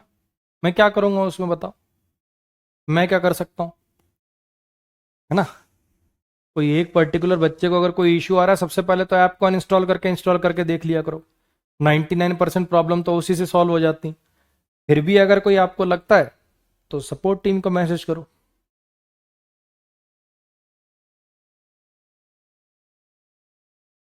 He was fortunately not present on the rostrum when the bomb exploded. Rostrum मंच टाइप का बेसिकली। फॉर्चुनेटली वो प्रेजेंट नहीं था रोस्ट्रम पे जब बॉम्ब एक्सप्लोड हुआ। अगर आपको याद हो तो मैंने एक ऐसा सेंटेंस कराया था आपको ऑब्जेक्टिव चैप्टर में, fortunately he was not present there at the time of the accident. कुछ याद आया? ये फॉर्चुनेटली मैंने लिखवाया था, जो फॉर्चुनेटली है ना, जनरली, ये सब कैसी आती हैं, ये सेंटेंस एडवर्ब कहलाती हैं। ये कहलाती हैं सेंटेंस एडवर्ब। इनको जनरली सेंटेंस के शुरू में लिखा जाता है, इनको जनरली सेंटेंस के शुरू में लिखा जाता है और उसके बाद एक कॉमा भी लगा दिया जाता है। यहां पे बेसिकली आप लिखोगे fortunately, fortunately comma he was not present on the roster, ऐसे। फॉर्चुनेटली है एक सेंटेंस एडवर्ब, ये किसी एक सिंगल वर्ड को क्वालिफाई नहीं करती, पूरे सेंटेंस को क्वालिफाई करती है और इसकी पोजीशन जनरली सेंटेंस के शुरू में होती। क्लियर हो गई इतनी बात? फॉर्चुनेटली हो गया, हावेवर हो गया, जनरली तो बीच में भी आ जाता है वैसे, लेकिन ज्यादातर आपको सेंटेंस के शुरू में दिखेगा। He describe the place vivid that inspired in us a wish to visit the same. उसने उसने उस प्लेस को, उसने उस जगह को बड़ा डिटेल में एक्सप्लेन किया। उसने उस प्लेस को बड़ा ही डिटेल में एक्सप्लेन किया, जिसने हमारे अंदर जगा दी एक इच्छा उस जगह को विजिट करने की। तो यहां पे कैसे डिस्क्राइब किया उसने? उसने उस प्लेस को डिस्क्राइब किया, कैसे डिस्क्राइब किया? बड़ा डिटेल में एक्सप्लेन किया। तो विविड तो एडजेक्टिव होता है, विविडली एडवर्ब होता है। तो यहां पर मुझे एडवर्ब की जरूरत थी, तो यहां पे मुझे विविडली लिखना चाहिए था, जो कि इस वर्ब को क्वालिफाई करेगा, एडवर्ब मैनर बनेगा। हाँ जी, उसने उस प्लेस को बड़ा ही विविडली डिस्क्राइब किया, उसने उस प्लेस को बड़ा ही विविडली डिस्क्राइब किया, और इस चीज ने क्या करा? इस चीज ने हमारे अंदर एक इच्छा जगा दी वहां जाने की। ही was paid handsomely, he was paid handsomely. काफी बच्चे कह रहे हैं कि सर एक काम करो, यहां पे विविड प्लेस लगा दो। ही डिस्क्राइब्ड द विविड प्लेस, है, उसने डिस्क्राइब करा विविड प्लेस को, दैट इंस्पायर्ड अस। बच्चे ये जो उसने उस प्लेस को विविडली डिस्क्राइब किया ना, इस बात ने इच्छा जगाई हमारे अंदर, इस बात ने हमारे अंदर इच्छा जगाई, हाँ कि ना। He describe the place, he describe the vivid place. अगर पहले से ही विविड प्लेस है तो फिर ये आगे ये वाला लिखने का मतलब नहीं बनेगा। उसने प्लेस को, उसने जगह को विविडली डिस्क्राइब करा, बड़ा डिटेल में, बहुत अच्छे से भी, ये भव्य है, यहाँ ये लगा हुआ, ये लगा हुआ। उसकी बातें सुन के, वो सब बातें सुन के हमारे अंदर इच्छा जग गई। ये कहना चाह रहा है यहां पे। मेरी बात आ रही है समझ में? ही was paid handsomely for his ability. उसको अच्छा खासा पैसा दिया गया, उसको अच्छा खासा पैसा दिया गया। वैसे यहां पे ना विच लिखा होता तो ज्यादा अच्छा रहता, क्योंकि ये पूरे के पूरे क्लॉज के लिए आ रहा है, हाँ क्या ना, ये पूरे के पूरे क्लॉज के लिए आ रहा है। ही डिस्क्राइब्स की बजाय डिस्क्राइब्ड होता तो ज्यादा अच्छा रहता। टाइपिंग एरर है इसमें कुछ। He described the place vividly which inspired in us. अब ये इन अस से भी आप परेशान हो रहे होगे, इसमें मैं इसको थोड़ा ठीक कर दूंगा, देखो इजी बना देता हूं आप लोगों के लिए। He described the place, he described the place vividly which inspired a wish to visit the same in us. ठीक है, इसको मैं ठीक कर दूंगा। ठीक है, इसको एक बार मैं ये रबी कर देता हूं, और ना फिर बाद में करेक्शन करने में दिक्कत होती। एरर समझ में आ गया? इसमें जो बाकी करेक्शंस हैं वो मैं कर दूंगा। मैं आपसे पूछ रहा हूं, क्या आपको एरर समझ में आ गया? क्या जो कहना चाहता हूं वो तो समझ में आ गया होगा ना? कि उसने जगह को बड़ा विविडली डिस्क्राइब किया। ठीक है। He was paid handsomely for his ability to handle the crowd skilful. उसको अच्छा खासा पैसा दिया जाता था, उसको अच्छा खासा पैसा दिया जाता था उसकी एबिलिटी के लिए। कौन सी एबिलिटी के लिए? कि वो हैंडल कर सकता था क्राउड को। कैसे हैंडल कर सकता था? कैसे हैंडल कर सकता था जी? स्किलफुली हैंडल कर सकता था। वो क्राउड को कैसे हैंडल कर सकता था? स्किलफुली हैंडल कर सकता था। स्किलफुल तो ऑब्जेक्टिव होता है। अरे स्किलफुल तो ऑब्जेक्टिव होता है। कैसे हैंडल कर सकता था वो क्राउड को स्किलफुली हैंडल कर सकता था।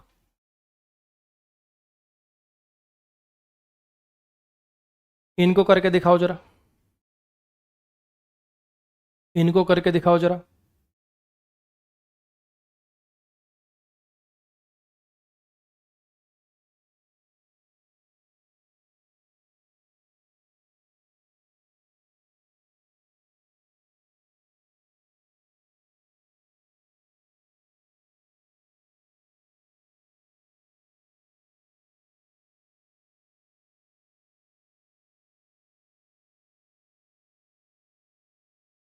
बहुत बढ़िया भाई, ऐसे ही करते रहो।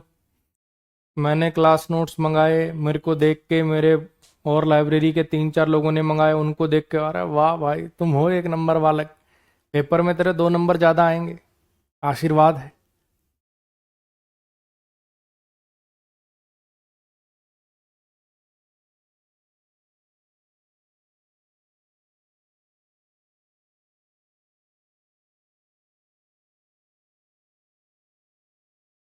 कोई बात नहीं शाहिद भाई, इसके लिए 50 कमेंट करने की क्या जरूरत है? एक कॉन्सेप्ट हो सकता है कभी दिमाग में कुछ आ गया हो, बोर्ड पर ज़्यादा लिख दिया हो, क्या हो गया? The helicopter of the enemies hovered exact over their bunker. वो जो दुश्मन का हेलीकॉप्टर था, वो जो दुश्मन का हेलीकॉप्टर था, वो बेसिकली मंडरा रहा था बिल्कुल उनके बंकर के ऊपर। अगर आपको याद हो, ये वाली बात मैंने आपको एडजेक्टिव चैप्टर में पढ़ाई थी कि प्रीपोजिशन को भी जब क्वालिफाई करना हो, प्रीपोजिशन को जब क्वालिफाई करना हो तो ये काम भी एडवर्ब करता है। एग्जैक्ट तो एडजेक्टिव होता है, एग्जैक्ट लोकेशन नाउन को क्वालिफाई करता है ये तो। अगर आपको प्रीपोजिशन के लिए भी लगाना है तो वहां पे आपको एडवर्ब का यूज करना पड़ेगा, यहां पे आपको एग्जैक्टली लिखना पड़ेगा। हाँ कि ना? अब इसको देखो जरा। वो जो केयरफुल क्राफ्टेड पर्सनैलिटी थी अनहिता की, did not help her much in the electoral campaign. उसने उसको चुनाव में ज्यादा मदद नहीं करी। वो जो जैसे होता ना, कुछ लोग रियलिटी में है नहीं, बड़ा एक अपनी इमेज सी पोर्ट्रे करने की कोशिश कर रहे हैं, तो वो जो बड़े ध्यान से बनाई गई पर्सनैलिटी थी, वो जो बड़े ध्यान से तराशी गई पर्सनैलिटी थी इस कैंडिडेट की, उसने उसकी कोई ज्यादा मदद नहीं करी इलेक्टोरल कैंपेन में। ठीक है जी। अब यहां पे जरा समझने की कोशिश करो। एक आपको सेंटेंस याद आ रहा है, एडजेक्टिव चैप्टर में कराया था, you should stay away from ill mannered boys. कुछ याद आ रहा है? पर्सनैलिटी नाउन है ना? पर्सनैलिटी नाउन है। क्राफ्टेड एडजेक्टिव है, पास्ट पार्टिसिपल है।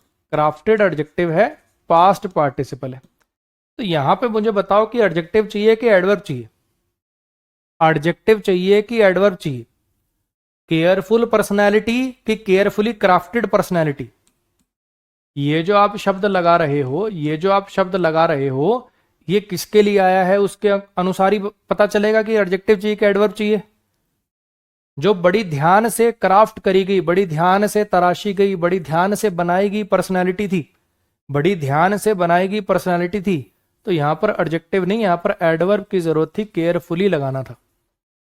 और ये आया था इसके लिए, carefully crafted personality.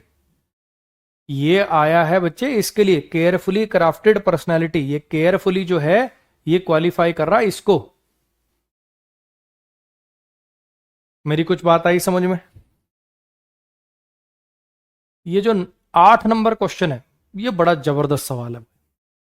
8 number question जो बहुत जबरदस्त सवाल है। I never remember to have met a more intelligent man in my life.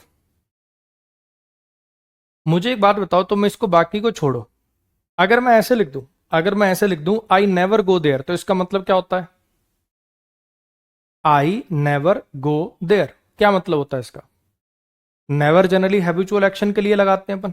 I never go there, मैं वहां कभी नहीं जाता, मैं वहां कभी नहीं जाता, यही मतलब होता है। तो अगर ऐसे लिख दोगे आई नेवर रिमेंबर, तो इसका मतलब क्या होगा, मैं कभी याद नहीं रखता। या आपने लिख दिया मैं कभी याद नहीं रखता, मैं कभी याद नहीं रखता, और लिखना क्या था, यहां पे दो बातें लिख सकते हो। या तो लिख लो कि मुझे याद है मैं कभी नहीं मिला इससे ज्यादा इंटेलिजेंट आदमी से, मुझे याद है मैं कभी नहीं मिला इससे ज्यादा इंटेलिजेंट आदमी से। या फिर दूसरा, मुझे याद नहीं कि मैं मिला हूं इससे ज्यादा इंटेलिजेंट आदमी से। दो बातें कह सकते हो कि मुझे याद है मैं कभी नहीं मिला इससे ज्यादा इंटेलिजेंट आदमी से, दूसरा कि मुझे याद नहीं मैं मिला हूं इससे ज्यादा इंटेलिजेंट आदमी से। दो तरीके से कर सकते हो। ये गलत है जो फिलहाल लिखा हुआ, ये गलत है जो फिलहाल लिखा हुआ है, हाँ कि ना। आई नेवर रिमेंबर का तो मतलब हो जाएगा मैं कभी याद नहीं रखता। तो यहां पे आप दो तरीके से इसको ठीक कर सकते हो। या तो देखो आपको बताता हूं, या तो आप ऐसा कर दो, आई don't remember. I don't remember का मतलब हो जाएगा कि मुझे याद नहीं है, मुझे याद नहीं है, मुझे याद नहीं है इससे ज्यादा इंटेलिजेंट आदमी से मिलना मेरी जिंदगी में। I don't remember to have met a more intelligent man, आगे अंडरस्टूड है, a more intelligent man than this one, इस वाले से मुझे याद नहीं है मिलना, मुझे याद नहीं है मिलना इससे ज्यादा इंटेलिजेंट आदमी से मेरी जिंदगी में। ठीक है, ये आगे का जो स्ट्रक्चर है प्लीज इससे अभी परेशान मत होइए, ये अभी नहीं पढ़ रखा है आपने, ये एडवांस वर्ब में जाके आएगा। ये टू हैव मेट ये परफेक्ट इन्फिनेटिव होता, अभी बहुत आगे की बातें, अभी खाली कॉन्सेप्ट समझ लो, अभी खाली कॉन्सेप्ट समझ लो, आगे चल के ये स्ट्रक्चर क्या है क्या नहीं है आगे आएगा। ठीक है, कुछ बच्चे कह रहे हैं कि सर यहाँ पे देन मैन क्यों नहीं है, to have met a more intelligent man than this one, ये अंडरस्टूड है, इस आदमी से ऑब्वियस बात है कि इसके कंपैरिजन में ही बात हो रही है ना, देन दिस वन। तो यहां पे जरा समझना, या तो आप लिख दो आई डोंट रिमेंबर कि मुझे याद नहीं है इससे ज्यादा इंटेलिजेंट आदमी से मिलना मेरी जिंदगी में, या दूसरा I remember, I remember never लिख दो यहां पे, यानी नेवर को बाद में लिख दो। नेवर को बाद में लिखने से पता क्या होगा, नेवर फिर इसके लिए माना जाने लग जाएगा। अगर आप नेवर को बाद में लिख दोगे तो नेवर इसके लिए माना जाने लग जाएगा। इन्फिनिटिव, जिरेंट पार्टिसिपल, सेमी वर्ब होते हैं, अर्ध वर्ब होते हैं, अपने लिए एडवर्ब लगवा सकते हैं। तब इसका मतलब निकलेगा कि मुझे याद है, मुझे याद है कभी नहीं मिला, मुझे याद है कभी नहीं मिला मैं इससे ज्यादा इंटेलिजेंट आदमी से, मुझे याद है कभी नहीं मिला मैं इससे ज्यादा इंटेलिजेंट आदमी से। नेवर, या तो नेवर को बाद में कर दो ताकि नेवर इसके लिए माना जाने लग जाए, या फिर नेवर हटा के डोंट लिख दो। दो तरीके से, दो तरीके से आप इस सेंटेंस को ठीक कर सकते हो, दो तरीके से आप इस सेंटेंस को ठीक कर सकते हो। क्लियर होगी इतनी बात? चलो जी, इनको करके दिखाओ जरा एक बार।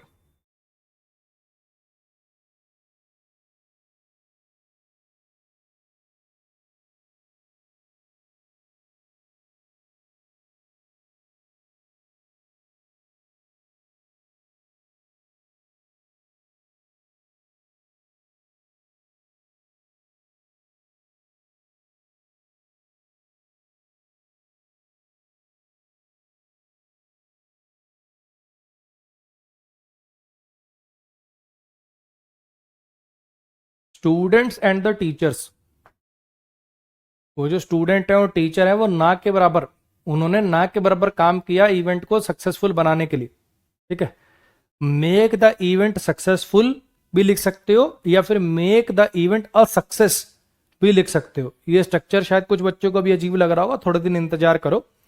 ये बेसिकली ये भी एडवांस वर्ब का स्ट्रक्चर है, मेक समबडी समथिंग, इसके बाद यहाँ पे एडजेक्टिव भी आ सकता है और नाउन भी आ सकता है, तो इससे परेशान मत होइएगा। अभी आप इस पे आइए जो मैं कहना चाहता हूं, ना के बराबर काम किया कि मेहनत से काम किया, क्या कहना था, मेहनत से काम किया, तो यहाँ पे हार्ड लिखना पड़ेगा जो एडवर्ब की तरह से काम करेगा। हार्डली भी एडवर्ब होता है लेकिन उसका मीनिंग ही और हो जाता है, ना के बराबर मीनिंग हो जाता है। He does not know how to draw quickly and straightly, वो नहीं जानता, वो नहीं जानता कैसे ड्रॉ करते हैं जल्दी से और सीधा सीधा। अब आपको पता है स्ट्रेटली जैसा तो कोई वर्ड है नहीं, एडजेक्टिव चाहिए चाहे एडवर्ब चाहिए, आपको स्ट्रेट लिखना पड़ेगा। एडजेक्टिव चाहिए चाहे एडवर्ब चाहिए, आपको स्ट्रेट लिखना पड़ेगा।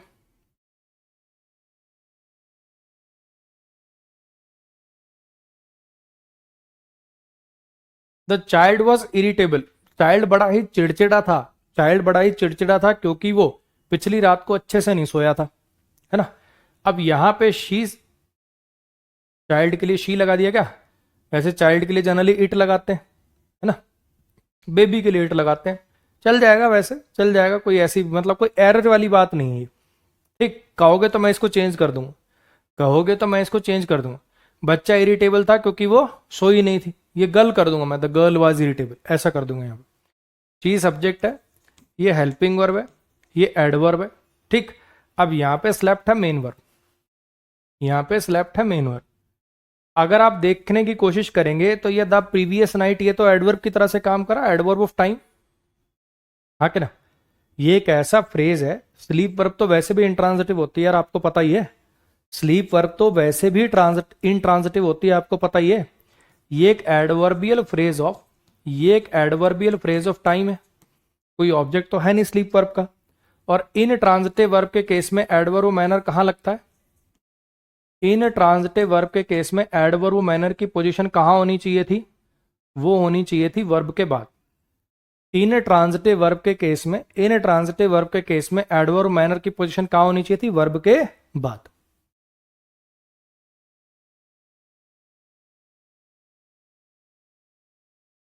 ये भी नहीं कर पाओगे,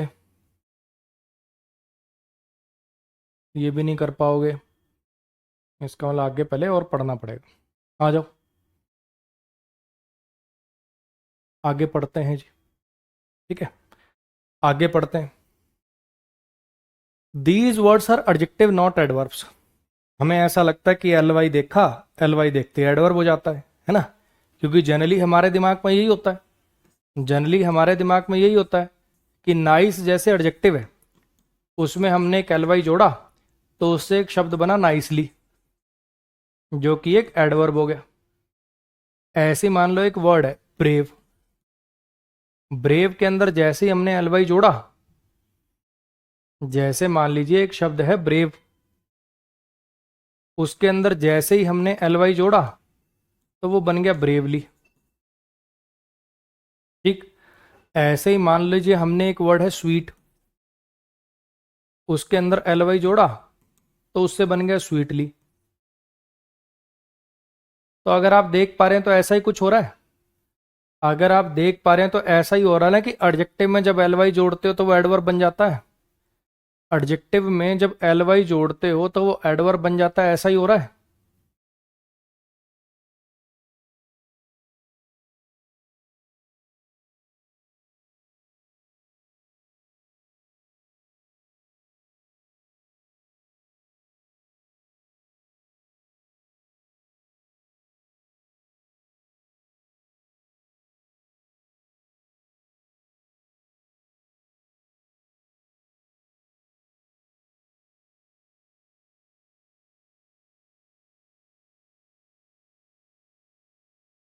लेकिन लेकिन अगर हम नाउन में एल वाई जोड़े, ठीक है, इनके पीछे का लॉजिक बताने की कोशिश कर रहा हूं आपको, इनके पीछे का लॉजिक बताने की कोशिश कर रहा हूं, 99% पर अप्लाई हो जाता है वो, ठीक है।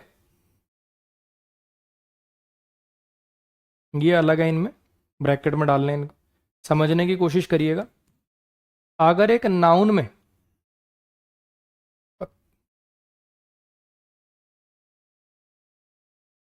हाँ,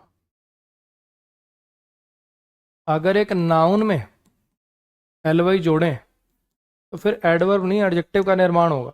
देखना कैसे, अभी आपको समझाने की, सब बुझाने की कोशिश करता हूं। जैसे एक वर्ड है फ्रेंड, दोस्त, ठीक, उसमें मैंने एल वाई जोड़ के जब एक वर्ड बनाया फ्रेंडली।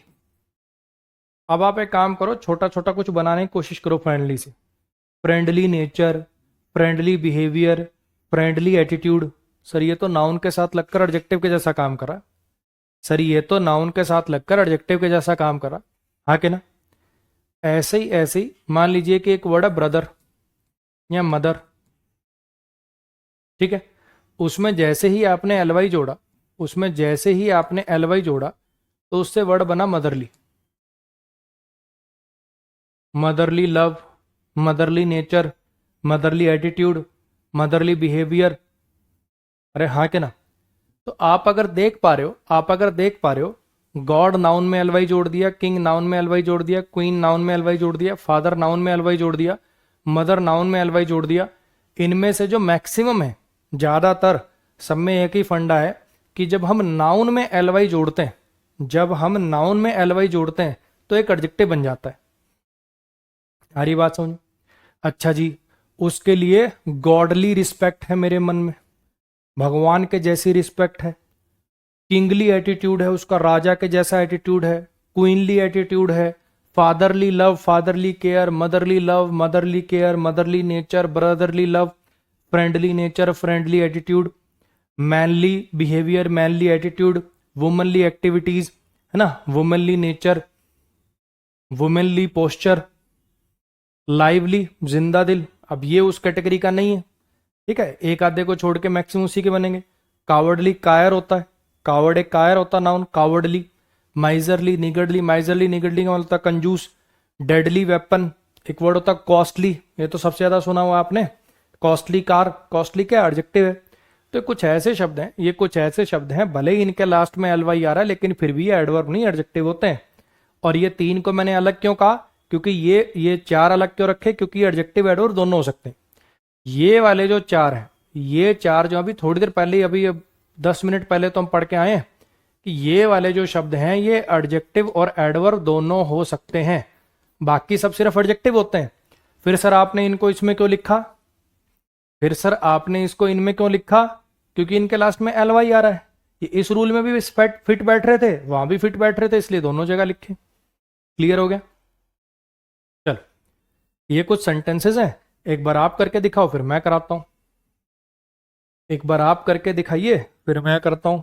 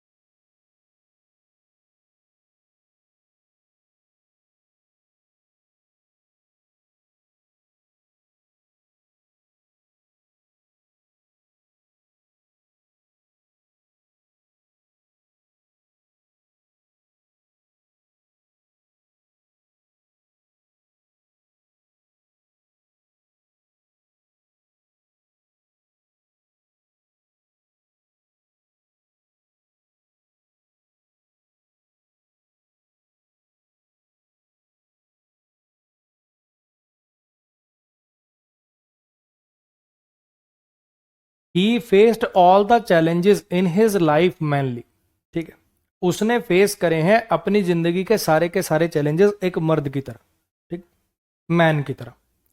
तो ही सब्जेक्ट हो गया, फेस्ड वर्ब हो गया, चैलेंजेस इसका ऑब्जेक्ट हो गया, ऑल क्वांटिटेटिव एडजेक्टिव हो गया, ठीक। इन प्रीपोजिशन है, लाइफ इस प्रीपोजिशन का ऑब्जेक्ट है, ठीक। उसने उसने फेस करे अपनी जिंदगी के सारे चैलेंजेस, उसने फेस करे अपने जिंदगी के सारे चैलेंजेस एक मर्द की तरह। अब मुझे बताओ आपको यहां पे चाहिए क्या था, इस पोजीशन पे आपको क्या चाहिए था, एडजेक्टिव चाहिए था कि एडवर्ब चाहिए था। मीनिंग के जब आपने सेंटेंस का मीनिंग देखा तो आपको क्या लग रहा है, उसने फेस करे सारे के सारे चैलेंजेस एक मर्द की तरह। हाउ का रिप्लाई देना है, हाउ का रिप्लाई देना तो यानी एडवर्ब मैनर चाहिए, फेस वर्ब के लिए एडवर्ब मैनर चाहिए, लेकिन मैनली तो एडजेक्टिव होता है। अरे मैनली तो एडजेक्टिव होता है। He treats me brotherly so I like his company a lot, वो मुझे भाई की तरह ट्रीट करता है इसलिए मुझे उसका साथ बहुत अच्छा लगता है। वो मुझे भाई की तरह ट्रीट करता है, वो मुझे भाई की तरह ट्रीट करता है इसलिए मुझे उसका साथ बड़ा अच्छा लगता है। अब यहां पे मुझे बताओ एडजेक्टिव चाहिए था कि एडवर्ब चाहिए था। वो मुझे भाई की तरह ट्रीट करता है, कैसे ट्रीट करता है, भाई की तरह, है ना। ये तो हाउ का रिप्लाई है, एडवर्ब मैनर चाहिए, और आपने लगा रखा है क्या, एडजेक्टिव। ब्रदरली तो एडजेक्टिव होता है, तो गड़बड़ हो गई। A soldier must not act cowardly in any situation, एक सोल्जर को, एक सैनिक को कायर के जैसा एक्ट नहीं करना चाहिए किसी भी सिचुएशन में। एक सोल्जर को कायर के जैसा एक्ट नहीं करना चाहिए किसी भी सिचुएशन में, हाँ क्या ना। अब यहां पे एक्ट वर्ब को क्वालिफाई करने के लिए, एक्ट वर्ब के लिए कैसे नहीं एक्ट करना चाहिए, कायर की तरह नहीं एक्ट करना चाहिए। यहां आपको एडजेक्टिव चाहिए था कि एडवर्ब चाहिए था। अब माइजर man can not live his life happily. एक कंजूस आदमी अपनी जिंदगी नहीं अच्छे से जी सकता, खुशी से नहीं जी सकता। एक कंजूस आदमी अपनी जिंदगी खुशी से नहीं जी सकता। अब मैन नाउन है, मैन नाउन है, नाउन को क्वालिफाई करने के लिए क्या चाहिए होता है? एडजेक्टिव चाहिए होता है। माइजर तो नाउन होता है, माइजर कंजूस ये तो नाउन होता है, यहां पे तो मुझे एडजेक्टिव चाहिए था, हाँ कि ना। और माइजरली एक एडजेक्टिव होता है। अब जैसे माइजरली लिखूंगा तुम्हारा दिमाग खराब हो जाएगा, है ना। आओ जरा समझने की कोशिश करते हैं कि इनको ठीक कैसे करेंगे। इनको ठीक करोगे बच्चे आप ये सब लिख के, इनको ठीक करोगे आप ये सब लिख के। उस स्लाइड पे क्यों नहीं लिखा मैंने, ये खिचड़ी बन जाएगी। ठीक है, बहुत सारी चीजें लिखनी है तो खिचड़ी बन जाएगी। इन सबको आप ठीक कर सकते हो ये लिख के। He faced all the challenges in his life, manfully लिख दीजिए, लाइक का मैन लिख दीजिए, इन अ मैनली मैनर लिख दीजिए, तीनों ठीक है। तीनों एक ही काम करते हैं, तीनों का एक ही मीनिंग। मैनफुली का भी मतलब होता है मर्द की तरह, लाइक का मैन का भी मतलब होता है मर्द की तरह, इन अ मैनली मैनर का भी मतलब वही। ठीक है, इसमें लाइक प्रीपोजिशन है, ये इसका ऑब्जेक्ट है, इसमें इन प्रीपोजिशन है, इसका ऑब्जेक्ट, और मैनली एडजेक्टिव है। ये फ्रेज बनाए हैं मैंने और ये सीधा एडवर्ब लिख दिया। तीनों ही ठीक है, ग्रामेटिकली तीनों ही ठीक है। पेपर में कभी इकट्ठे ऑप्शन में नहीं आएंगे, आ जाएं तो ये सबसे छोटा है, कंसाइज है, इसको प्रेफर कर लेना। वो मुझे ट्रीट करता है, वो मुझे ट्रीट करता है एक भाई की तरह या इन अ ब्रदरली मैनर। या तो लाइक अ ब्रदर लिख लो या फिर इन अ ब्रदरली मैनर लिख लो। यहां पे ब्रदरफुली जैसा कोई वर्ड है नहीं, वरना मैं लिख देता। मैनफुली जैसा इन्होंने वर्ड बना रखा है तो मैंने लिख दिया। यहां पे ब्रदरफुली जैसा कोई वर्ड है नहीं, इसलिए लाइक अ ब्रदर या इन अ ब्रदरली मैनर में से एक छांट लेना। दोनों सही है, ये भी ठीक है, यही भी ठीक है। कोई ऐसा इसमें से ये ज्यादा बढ़िया वो ज्यादा बढ़िया ऐसा कुछ है नहीं। ठीक।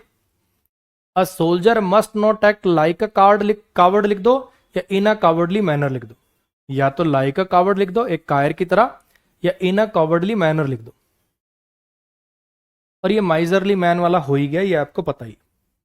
ठीक है, अब थोड़ी सी आपकी ज्ञान चक्षु, थोड़ी सी बत्ती और दिमाग के जलाता हूं। एक काम करो, मुझे बताओ, ये 5 बिल्कुल पिद्दी पिद्दू से सेंटेंसेस है, ठीक है? मुझे बताओ इसमें से कौन से सही हैं और कौन से गलत है। मुझे बताओ इसमें कौन से सही और कौन से गलत। एक बार फिर से यहां पे एक बात मैं बोलना चाहूंगा, इधर देखो। ये लाइक प्रीपोजिशन है, मैन इसका ऑब्जेक्ट है, लेकिन ये दोनों मिलकर क्या बना रहे हैं? ये एडवर्बियल फ्रेज ऑफ मैनर बना रहे हैं, है कि ना।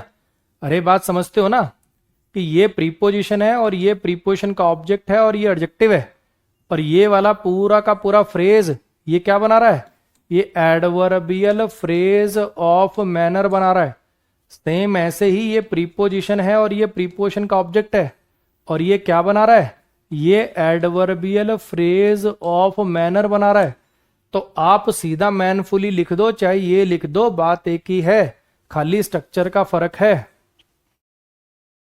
क्लियर हो गया? सेम बात इन पे भी अप्लाई होगी, लाइक अ कावर्ड में भी, लाइक अ ब्रदर में भी सेम वही स्ट्रक्चर है। अब मैं आपसे पूछ रहा हूं इनमें से कौन सा सही है कौन सा गलत है और क्यों, ताकि थोड़ी सी आपकी और दिमाग की बत्ती जले।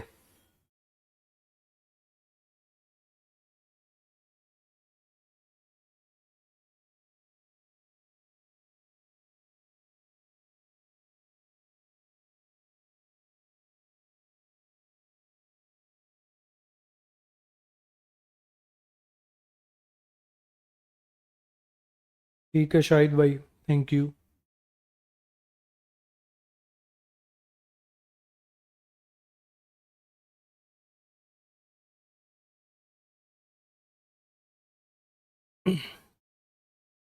हाँ जी। He is coward, he is a coward man, he is cowardly, he is a cowardly man, और ही इज अ कॉवर्ड। इनमें से कौन सा सही है कौन सा गलत है, सोचिए। क्यों गलत है सोचिए।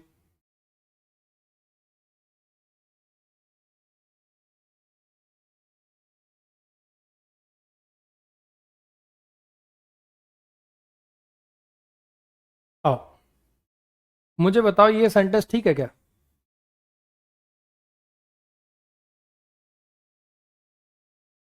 This is car, this is car सही है गलत है? सिंगुलर काउंटेबल नाउन सीधा नहीं छोड़ सकते, कुछ क्वांटिटी को बताने वाला लिखना पड़ेगा। दिस इज अ कार लिखना पड़ता है। हाँ क्या ना। सिंगुलर काउंटेबल नाउन से पहले जनरली कुछ ना कुछ लिखना पड़ता है, या तो कुछ ना कुछ possession, this is my car लिख दो चल जाएगा, तो कुछ ना कुछ इसके साथ लिखना पड़ेगा आपको, ऐसे अकेला नहीं छोड़ पाओगे। दिस इज अ कार लिख दो, दिस इज माई कार लिख दो, दिस इज देयर कार लिख दो, कुछ ना कुछ तो यहाँ पे आपको डालना पड़ेगा। हाँ क्या ना। तो यही बात पे ये जो लिखा हुआ है ही इज कावर्ड, अब कावर्ड शब्द क्या होता है जी? नाउन होता है।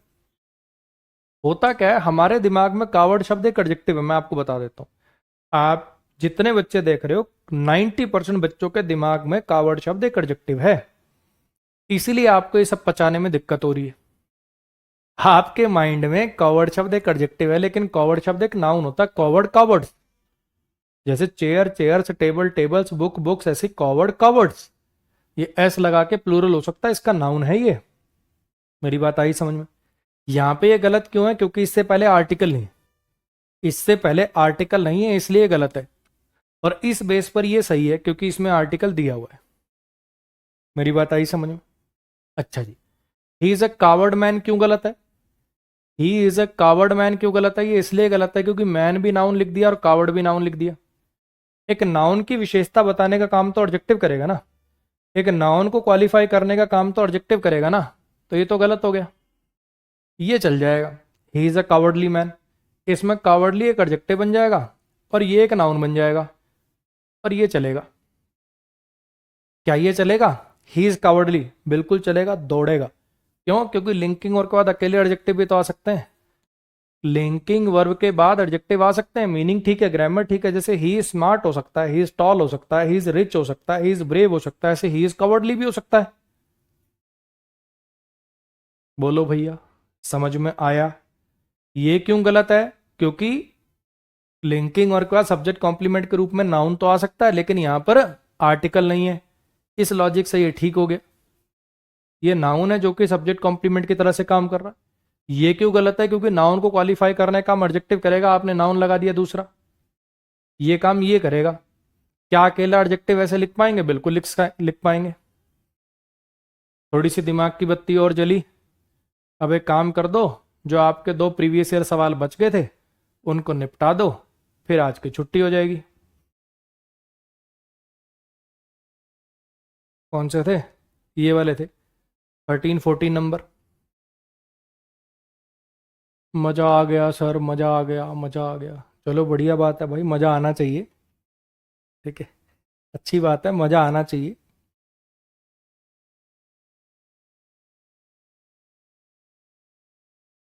करके दिखाओ जरा इनको।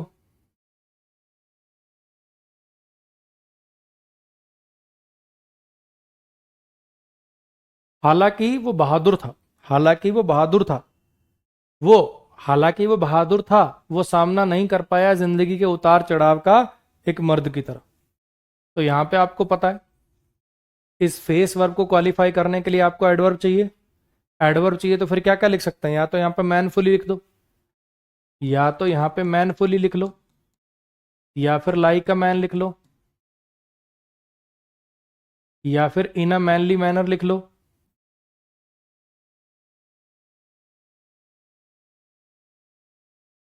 तीनों में से कोई भी लिख सकते हो, आपको ही लगाना है। तो ये सबसे छोटा कंसाइज है, सबसे बढ़िया ये वाला, मैनफुली लिख लो।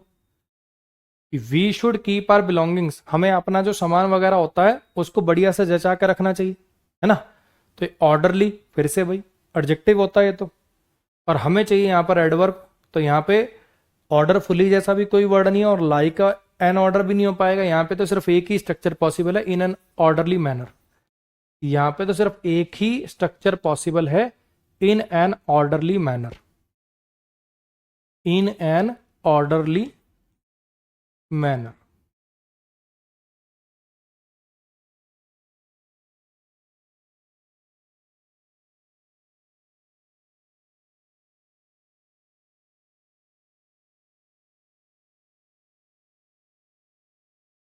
हाँ जी, क्लियर हो गया। ये जो प्रीवियस, ये छूट गया क्या?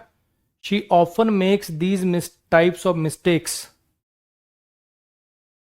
इसमें ऑफन की पोजीशन गलत है बच्चे, आज पढ़ाया नहीं है, नेक्स्ट क्लास में पढ़ाऊंगा, ठीक है। ये 12 नंबर जो है ये ऑफन एडवर्ब वो फ्रीक्वेंसी है, इसके पोजीशन आज आपको पढ़ाई नहीं है, बाद में पढ़ाऊंगा, नेक्स्ट क्लास में पढ़ाऊंगा, ठीक। ये जो प्रीवियस ईयर का सवाल साथ ही करा देता हूं, कुछ जो कॉन्सेप्ट हम पढ़ते हैं उस पर बेस्ड प्रीवियस ईयर सवाल कुछ साथ में करा देता हूं। अलग से प्रैक्टिस तो एंड में कराता ही हूं, लंबे लंबे सेंटेंसेस वाली वो तो चैप्टर के एंड पे कराता ही हूं। उसके अलावा कुछ प्रीवियस ईयर सवाल जो साथ कराता हूं, इससे कुछ मोरल बूस्ट हो रहा है। हाँ जी, ये इसलिए कराई गई है ताकि जैसी क्लास के अंदर बच्चे ने कॉन्सेप्ट देखे और हाथ की हाथ उसको करा दिया जाए कि प्रीवियस ईयर में ऐसे आते हैं, और जब उससे हो जाए या एटलीस्ट बताने के बाद उसको समझ आ जाए तो उसको लगे कि हाँ मैं भी कर सकता हूं। ठीक है, फिर बता रहा हूं बच्चे, जब आप पहली बार चैप्टर पढ़ने के बाद पहली बार क्वेश्चंस लगाते हो तो पहली बार में सबसे 30% ही होते हैं, दूसरी बार में 80%, जब 20-25 दिन बाद रिवाइज करके लगाओगे। जब पूरा कोर्स हो जाएगा फिर लगाओगे तो आपसे 100% भी होंगे। बस अपने ऊपर भरोसा रखो, खुद के ऊपर थोड़ा कम भी है तो बाकी मेरे ऊपर रख लो। 10-12 साल से पढ़ा रहा हूं, नया लौंडा नहीं हूं। पहली क्लास के पहले सेंटेंस से सिक्वेंशियल मैनर में अगर सब कुछ पढ़ते हुए आ रहे हो तो इंग्लिश अब लग रहा होगा, मन से भावना आने लग गई होगी कि हाँ जी सर बात बन जाएगी, लग रहा है कि समझ आ जाएगा। ठीक है, इसके साथ अपनी आज की क्लास वाइंड अप करते हैं, मिलेंगे अब अपनी नेक्स्ट क्लास के अंदर। अच्छा हाँ, एक इंपॉर्टेंट बात यहाँ पे ये है कि मंडे और ट्यूसडे का ऑफ रहेगा भाई। मेरी फैमिली में एक शादी है, मुझे वहां जाना है, तो मंडे और ट्यूसडे का आप लोगों का ऑफ रहेगा। अब नेक्स्ट क्लास जो आपकी वेंसडे को होगी।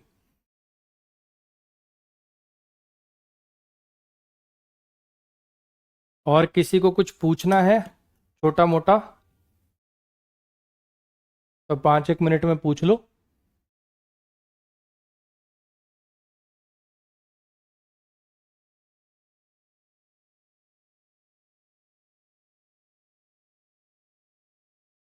सर अभी तक जितना पढ़ाया है उसमें से मिसलिनियस क्वेश्चन आ गया, फिर उसमें से मिसलिनियस क्वेश्चन आ गया तो मिसलिनियस क्वेश्चन कराऊंगा ना जब पूरा कोर्स हो जाएगा। सब्र तो रख कि बिना पूरा कोर्स हुए मिसलिनियस करा दूं। 1.3 स्पीड वाला सिस्टम कर दीजिए, स्टाफ के नंबर पे मैसेज करिए बच्चे, मेरा काम नहीं है, बोला हुआ है हो जाएगा। रोज यही बातें करते हो। अब विनीत भी आ जाएगा, देखना थोड़ी देर बाद एक आएगा विनीत। ठीक है, वो वाली स्पीड डलवा दो, वो वाली स्पीड डलवा दो। कल 10 बार बोला था ना, 10 दिन लगेंगे हो जाएगा, 10 दिन लगेंगे हो जाएगा, 10 दिन लगेंगे हो जाएगा। तुम रोज गला फड़वाओ, कोई बात नहीं, पैसे दे रखे हैं तुमने, बढ़िया ऑलमोस्ट खरीद ही रखा है मुझे। 20 बार बुलवाओ, 50 बार बुलवाओ, क्या दिक्कत है। रोज बोलता हूं कि 10 दिन लगेंगे हो जाएगा, सुनना ही नहीं चाहते तुम। एक भाई कह रहा है थर्सडे को एक्स्ट्रा क्लास ले लीजिए, पिछली जितनी पढ़ा दी हो जाएगी भाई। वैसे तो मैं लेने की खुद ही सोच रहा था, लेकिन पिछली जितना पढ़ाया सब कर लिया तने, सारी क्लासेस कर ली हैं, वो कैब की सारी क्लासेस और ये हो गई हैं। थोड़ा सा एटीट्यूड चेंज कर बच्चे जीवन में ना, थोड़ा सा खुद मेहनत करने की तरफ ज्यादा अग्रसर हो और टीचर के डंडा चढ़ाने की थोड़ी सी प्रवृत्ति कम करो, आपका एहसान रहेगा। ठीक है, हालांकि मैं खुद ही सोच रहा था कि थर्सडे को एक एक्स्ट्रा क्लास लगा लूंगा, है ना, लेकिन हो सकता ना शादी से आऊं, ट्रैवल भी बहुत लंबा है, थक जाऊं, ना ले पाऊं। तो प्रवृत्ति आपकी ऐसी है कि कैसे, मतलब अरे फीस दे रखी है, 2 दिन छुट्टी कर रहा, अगले दिन यहाँ डांस करके दिखाइयो। ये प्रवृत्ति से थोड़ा बाहर आ बच्चे। ठीक है, वो कैब की 56 क्लास है, 10 भी नहीं देखी होंगी तैने, गारंटी से बता रहा हूं।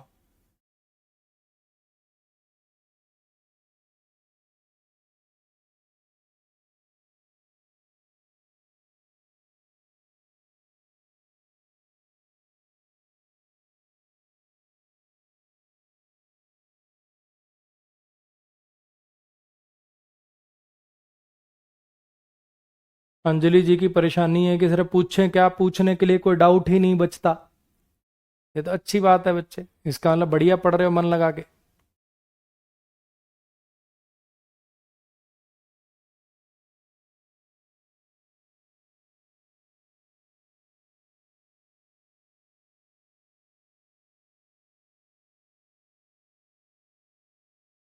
सर क्या जेरेंड का ऑब्जेक्ट इन्फिनेटिव हो सकता, उस तरीके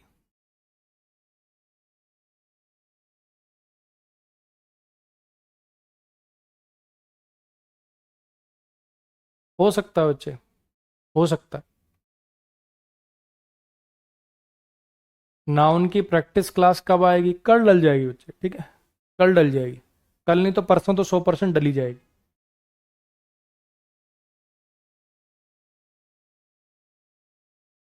ईडीएम क्लास कब होता है सौम्या जी? वो कैब की क्लास डली हुई है बच्चे, थोड़ा सा अच्छे से देखो, डली हुई है, ईडीएम की क्लासेस डली हुई है। चलो जी, आज के लिए गुड नाइट।